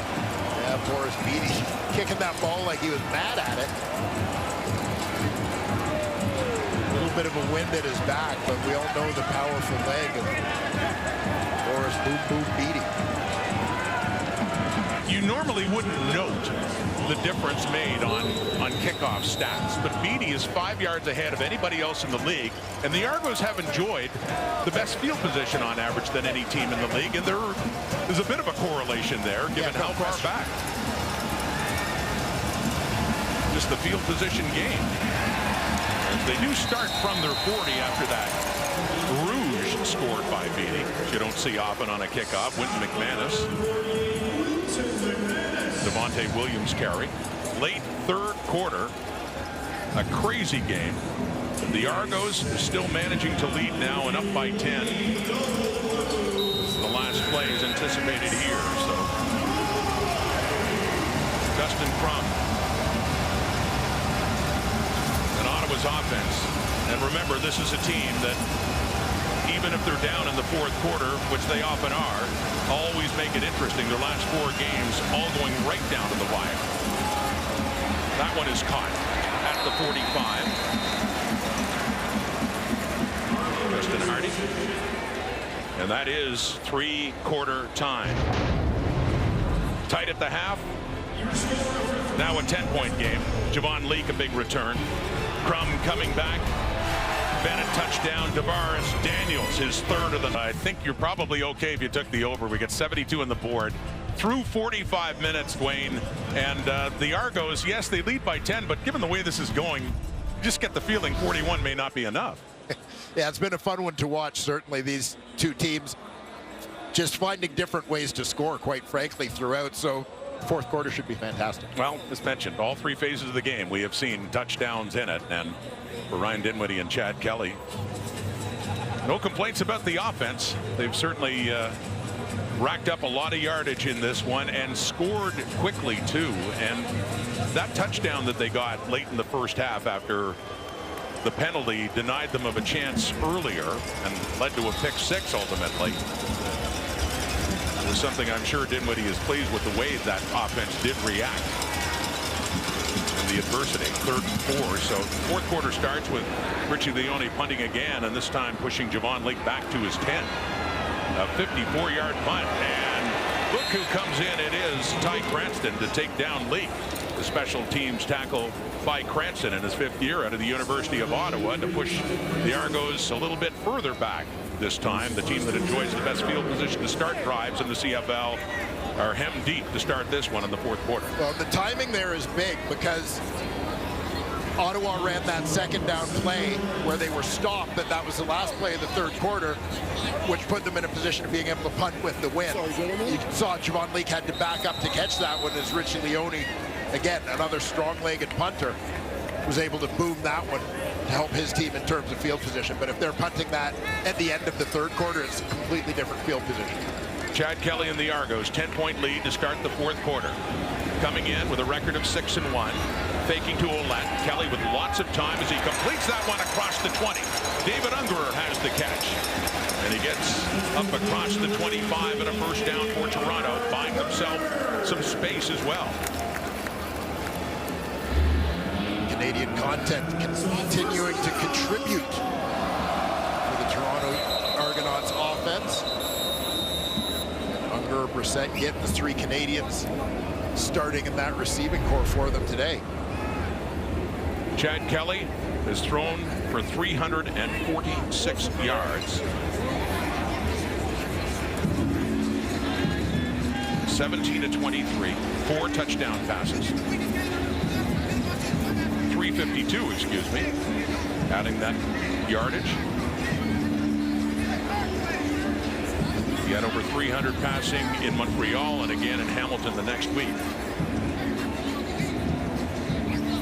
And under 200 yards passing in Halifax, a touchdown Atlantic, but a game that special teams and defense really picked things up against Saskatchewan. And then last week, of course, his day was done early with an ankle injury as the Argos sustained their only loss of the season at McMahon Stadium in Calgary. Ball player for the Red Blacks heading off now. And that was free safety Justin Howell, so Alonzo Adai into the ball game in his place.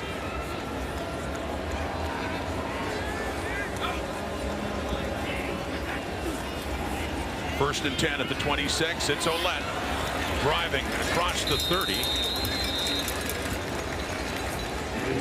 On that first down, put it closer to the 33, 32-yard line. And 2nd down and 4 is coming up.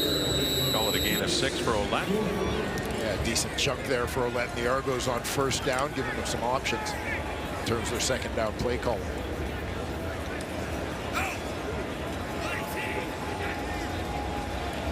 From the 32, airing it out again. Open receivers tonight as Cam Phillips finds enough there, open space to pick it up, and another first down.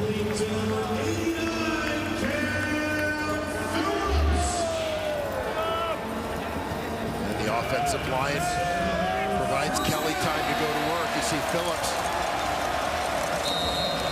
just gliding across between levels of that defense, finding the opening. Up across the 52, Argos.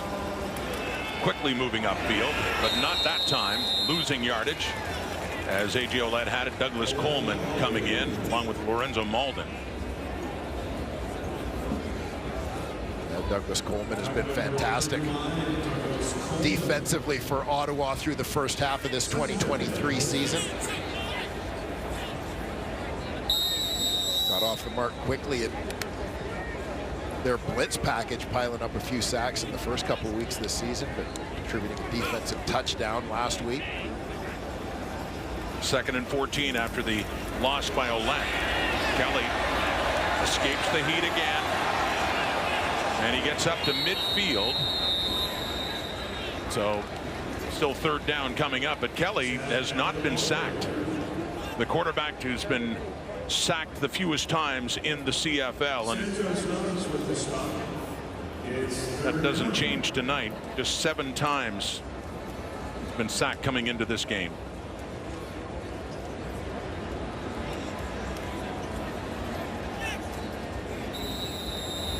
So John Haggerty in to punt it away, and Tobias Harris back for the return, standing at the Ottawa 15. Red Blacks, 4th quarter, down 41-31.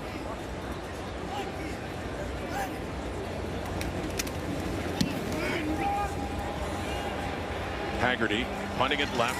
Harris takes it across the 10, a punt of 44. He breaks free and is finally taken down up near the 20.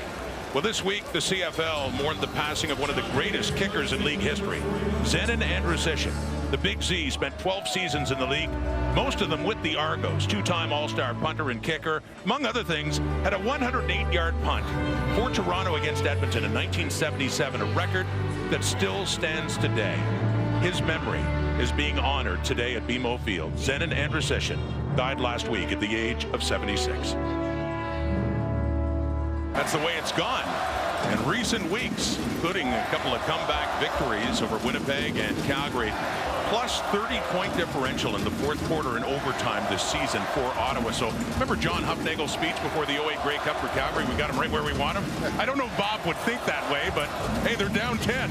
They are not in an uncomfortable situation, quite frankly, given the success that they have had when trailing but close in the 4th quarter. By 2 scores, 10 points. Getting more critical now, though, for Crum. We've talked about this. Ryan did what he said. We have no plans to spy him. We saw some situations where teams did try to spy, but they wanted to keep him in the pocket, keep him from getting away, and they've done a good job of containing him tonight overall, with not to do damage with the feet. Yeah, some success on a couple of called runs. Their game plan has kind of evolved throughout, constantly shifting. But yeah, the Argos have done a good job of making sure that no big Crum runs have hurt them. He's thrown for 243 yards, made some big passes. Needs some now in a 2nd and 7. He takes off. Now this is what else he does. He spins, he's taken down, but he does have a first down for Ottawa, so getting enough to move the sticks, and they'll work tempo, hurrying up to get up to the line. Yeah, nice job here by Crum. Haven't seen him slide a lot. It's not really part of his game, but in that instance, recognizing where the first down marker was to make sure he got there. Across the 31, pressure's coming. We've seen a lot of this too. He gets sacked on average 6 times a game.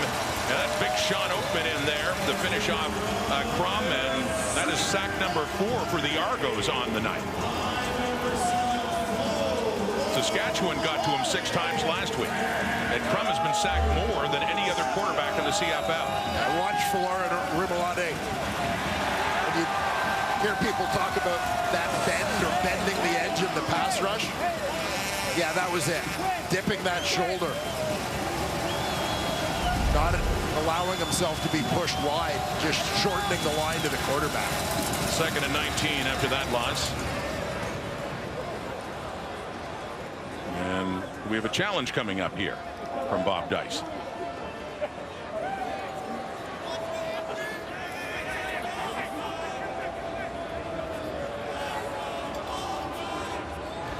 Ottawa is challenging the previous play for roughing the passer. The play will be reviewed. Was it roughing the passer on Oakman, on Crum? Critical challenge coming up here in the 4th quarter. Excuse me, Rimolade getting the right hand in, touching the mask. We'll see what they decide. Coming up. We'll take a look. Rimolade coming off the right side of your screen. You see him dip the shoulder, beat the tackle, but that right hand comes over the top and whacks the face mask of the quarterback, Crum. And I think you're going to see a penalty against the Toronto Argonauts. This could be going the Red Blacks' way. Upon review by the command center, there was roughing the passer by Toronto number 7. 15-yard penalty will be enforced from the previous line of scrimmage. Automatic first down. Rimolade doesn't like it, but as you saw, the right hand came in on the mask, and a good challenge for Bob Dice. Instead of 3rd down, a big first down as they move it 15 yards further up from the line of scrimmage. It gets them across the Ottawa 45. Yeah, you can see Rimolade down there just looking to the officials for an explanation. You can see how fast it happens. He honestly may not even realize that it was the face mask he hit. He may think it was the top of the shoulder pad. So it gives this Ottawa drive new life up across the 45. Approaching the midway point of the 4th quarter, the Red Blacks trail the Argos by 10. Crum fakes the handoff, tries to take off again, and they have him, Winton McManus, throwing him down. And a flag comes out on the McManus tackle of Crum.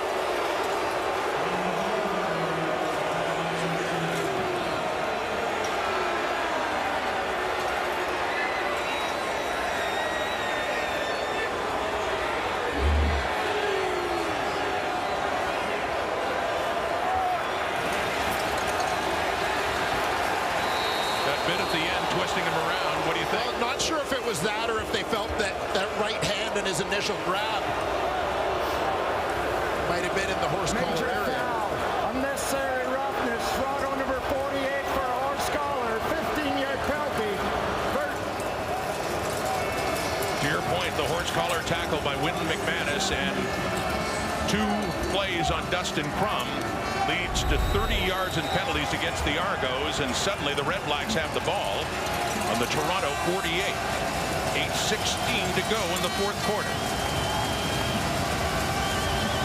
Ottawa moving by the flag right now. And on the ground, Jackson Bennett with a touchdown in this game, but stuffed up by the Argos. Shy of the 45, and a gain of about 2 yards. You see the 4th quarter numbers for Dustin Crum. Especially those rushing yards, too. Yeah, the rushing yards, contributing 4 touchdowns himself for a team that hasn't scored a ton of offensive touchdowns. Well, Winnipeg and Calgary especially really got a taste of it in the 4th quarter. If Crum could run. Escapes the pocket. No, he doesn't. Deontay Knight.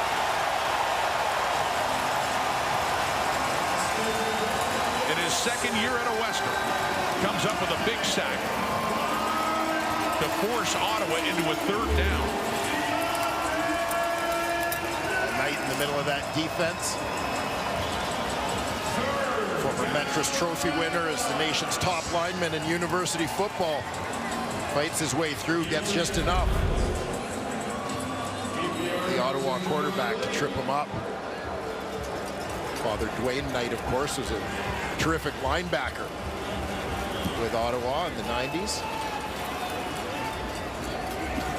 So Leone with the punt. And after a 46-yarder, Leak with a short return. If nothing else for the Red Blacks, they've got the Argos pinned a little deeper thanks to those penalties, but the drive does stall. Argo football, 10-point lead and a lot of pressure on Ottawa's defense now. A 10-point lead. It's been very high scoring, a lot of lead changes earlier on, down deep in their own zone, and time's running out on the Red Blacks. A fake to Ouellette, and Kelly's trying to hit him deep again. Throwing a lot of deep balls tonight. That one intended for Curly Gittins. Cariel Brooks right there. Second down coming up. It seems to have become the norm with this backed up field position for so many teams to try and throw their way out of it. On their first play, we've seen it so often this year. Seems especially normal for the Argos, though, doesn't it? Given how often they've been trying to hit those deep ones, and in a lot of cases successfully. They've had some open receivers tonight. Now comes second down, and a big down for that Red Blacks defense, trying to force Haggerty to have to kick it from the end zone. And now what's going on? Flag out. Time count violation. Toronto number 12. This is a 5-yard penalty. It says Andre Proulx, and that pushes them. Timer, please reset the game clock to read 6:01. 6 minutes, 1 second. Back to the 5 and a second down and 15 coming up for Toronto. A big opportunity here for the Ottawa defense. Well, as a team, the thing they have to hang their hat on now is against Winnipeg. They were down 18 with 3 minutes to go, under. Need something big to happen now, and we've got a flag coming out, and Damon Webb is incensed. Looks like he is going to help inadvertently keep this Argo drive alive.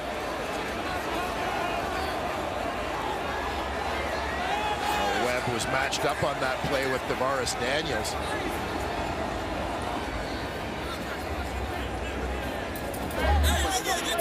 Bob Dice. Defensive pass interference. Ottawa number 6. This will be a 10-yard penalty with an automatic first down. So they mark it up to the 15, but it is, as you heard Andre Proulx, a first down. Baron Miles, their defensive coordinator, can't believe that call. Webb, of course, upset about it, working on Tavares Daniels. And Bob Dice had a successful challenge before, earlier, on a roughing the passer call against Toronto. You see that flag out again. And another challenge for Dice late in this game. Ottawa is challenging the previous play for defensive pass interference. The play will be reviewed.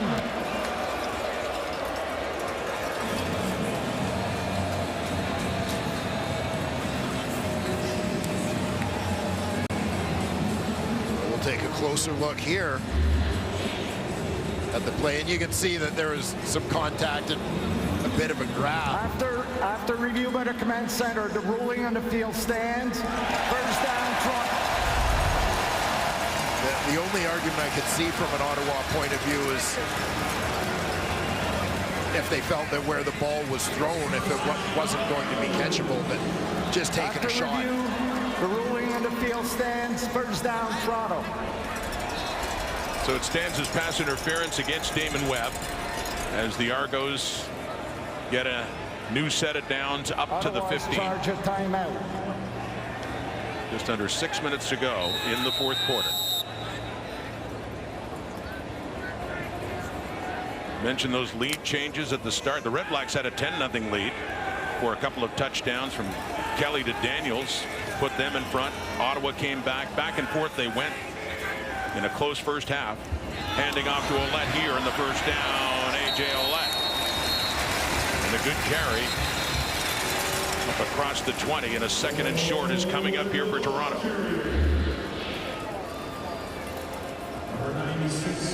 Yeah, this is A.J. Ouellette and Andrew Harris's time of the ball game. Try and grind some time off the clock, limit Ottawa's opportunities down the stretch.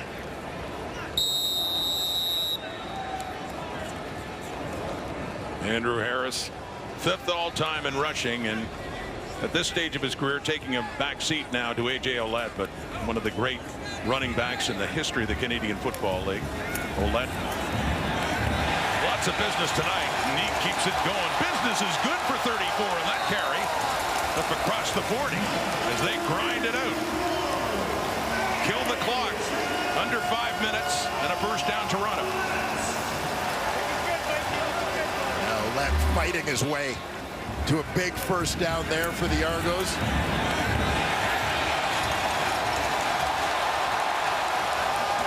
And as good as the Red Blacks up front were against Ouellette early in this game, he does have 90 yards now on 14 carries, so pushing his way closer to 100.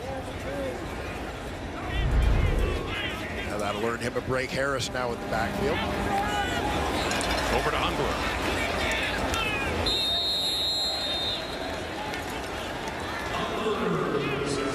Up shy of the 50.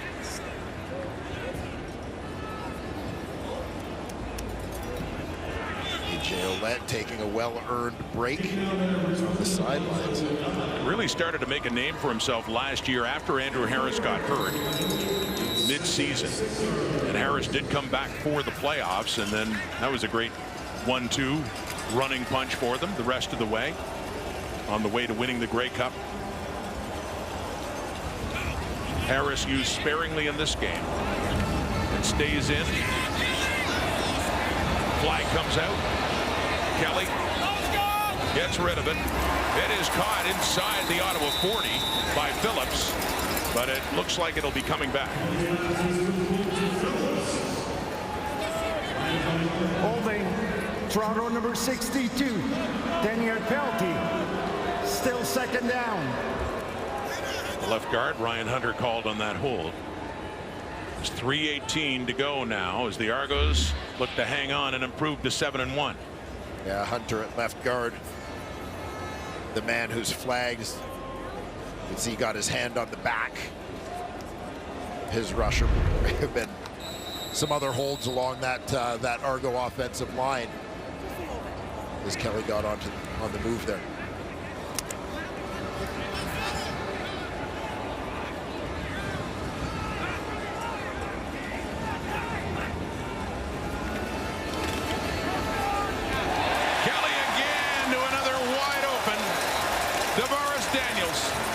As he just keeps adding to his totals tonight.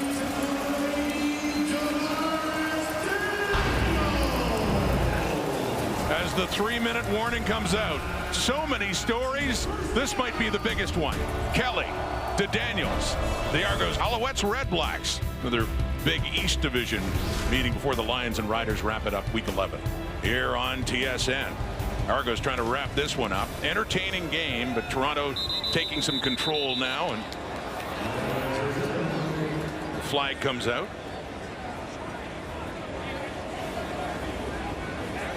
Illegal procedure. Toronto number 62, 5-yard penalty. Still second down. Flag Ryan Hunter again on the procedure call. Chad Kelly has a career high early in his career, of course, of 397 passing. This is the 10th play of the drive. Kelly's thrown for 397 in this game. On the ground they go, though. That's Andrew Harris, the ball carrier. Down to the Ottawa 50, 2:38 on the clock. Harris and Ouellette have become such a good 1-2 punch. Timeout, Ottawa. Think about the ability that these two guys give you to close out games. Ouellette obviously carrying the bulk of the load for the Argos this season. But when you've got these two guys and you're trying to grind it out in the fourth quarter, protect the lead, to know that it's always going to be one of these two with relatively fresh legs. That's a tough matchup for any defense. And Ouellette has certainly sung the praises of Andrew Harris, not only for what he does on the field, but the advice off the field. I'm sure Brady Oliveira feels the same way with the influence in Winnipeg that Harris had. So made a difference in so many ways in this game. In a 2nd and 9. That's caught by Phillips. That's a first down. Staying inbounds. 2:30 on the clock.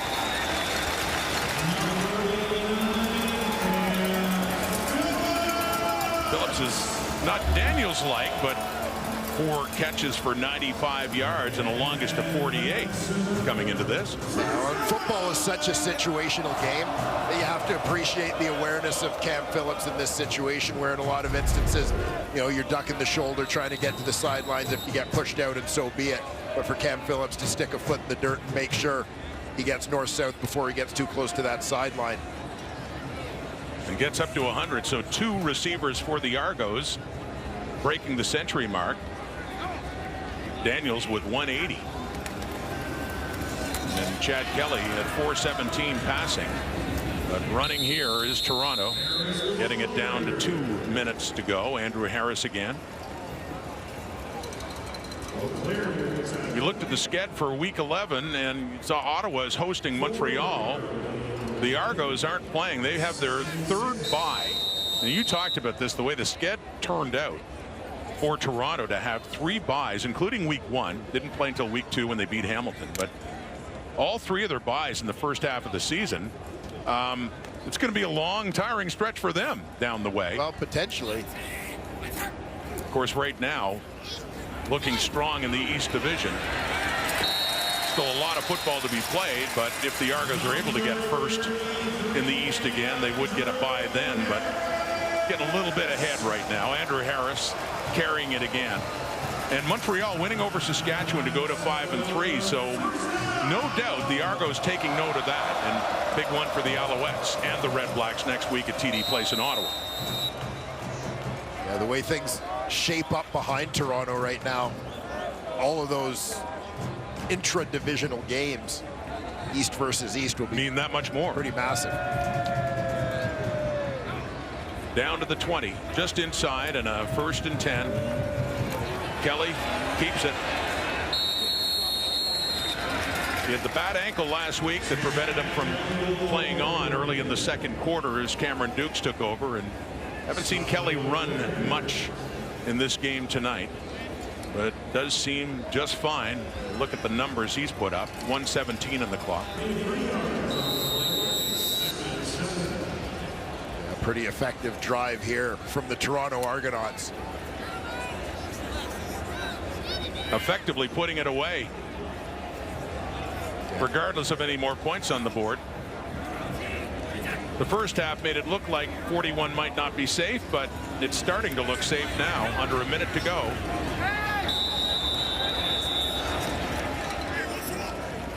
And a 3rd down coming up.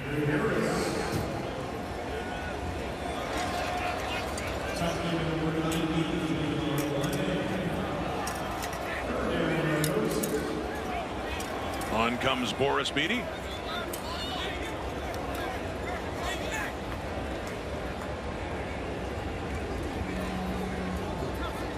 To make it a 13-point game. Interesting with Beatty with the booming leg. 2 years ago had 6 field goals over 50 yards. He has not attempted one over 50. The way this offense has gone, hasn't had that opportunity for the big try, the longest of 47, and just a relative chip shot here at 21 with Haggerty putting it down. He's missed only once this season. Timeout. Timeout, Toronto. Timer, please reset the game clock to read 33 seconds. Yeah, you're bang on, Rod. The 50-plus yard field goals are typically a born out of necessity kind of thing, and there hasn't been that kind of necessity. The 6-1 Argos this season. And about to go to 7-1. keep their stronghold on the East Division.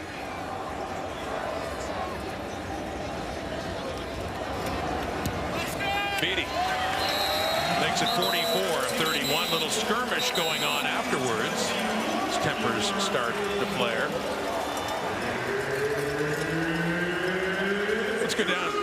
I was going to say that's not a moment of chill. Kenzie Lalone. No, it is not. But as we take a look now at what is our Coors Light moment of chill, and we have been treated to many creative celebrations tonight. And for the Argos defense, it's actually been a point of emphasis. Defensive coordinator Corey Mace encouraged his group to celebrate more together. You work so hard to make these big plays. It's important to celebrate one another's big moments. He himself loved to celebrate and dance with his teammates back in the day with Duvon Simpson and Charleston Hughes. But he told me he never had a go-to celebration. So this leads me to ask you, Dwayne Ford, what was your go-to celebration? Well, I was typically not that creative, given that, you know, I think probably the longest touchdown run of my career, at least regular season, was probably 1 yard. And, you know, you're a bit of a donkey if you have too much of a celebration. No, I still want to see a 1 yard. Want to see the way you dance, up here when the camera, when you're not on camera. You know, show that stuff. Yeah. I can dance like no one's watching when I know no one's watching. Same here. Is that saying, act like you've been there before? Yes. So it is on. So, are there any moves you want to show now? I got nothing. You got nothing? I got nothing for you.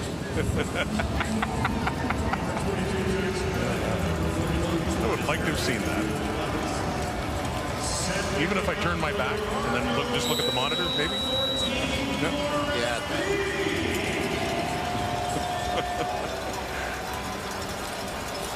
44-31, half a minute to go. Argos about to win again. Stay perfect at home. Haven't been here very much. This is just their third game at BMO Field this season. Tobias Harris taking it up the left side. 22 on the clock as the Red Blacks are about to fall to 3-6. The East Division standings now. Yeah, Toronto, but yes, feeling some heat from the Alouettes, who had a big win over the Riders a couple of nights ago. They're to 5-3 and a solid second now by 4 points over both Hamilton and Ottawa. The Tiger Cats have a game in hand on the Red Blacks, having had the bye this week. So that's where things are in the East. And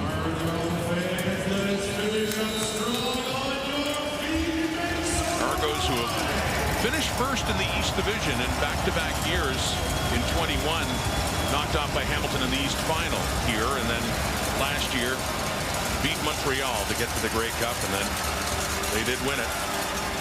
Shaq Evans. Quieter night for Shaq Evans.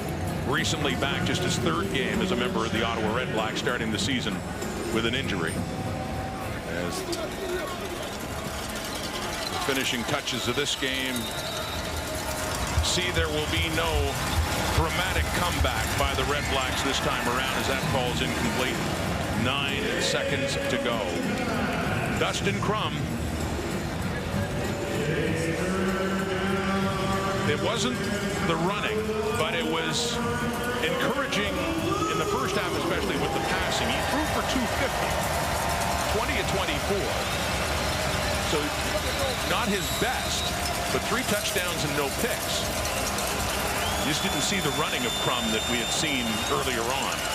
Defense is on to that. Wide open is Acklin, still on his feet, and it's down as there are zeros on the clock. Jalen Acklin adding some yardage to his night as he had his first touchdown. But Timer, please reset the game clock to read 1 second. So we're 1 second. Okay, we're not done yet. 1 second it is. Based on the current standings, you wouldn't think that season series or point differential will matter at the end of the year. But you never know.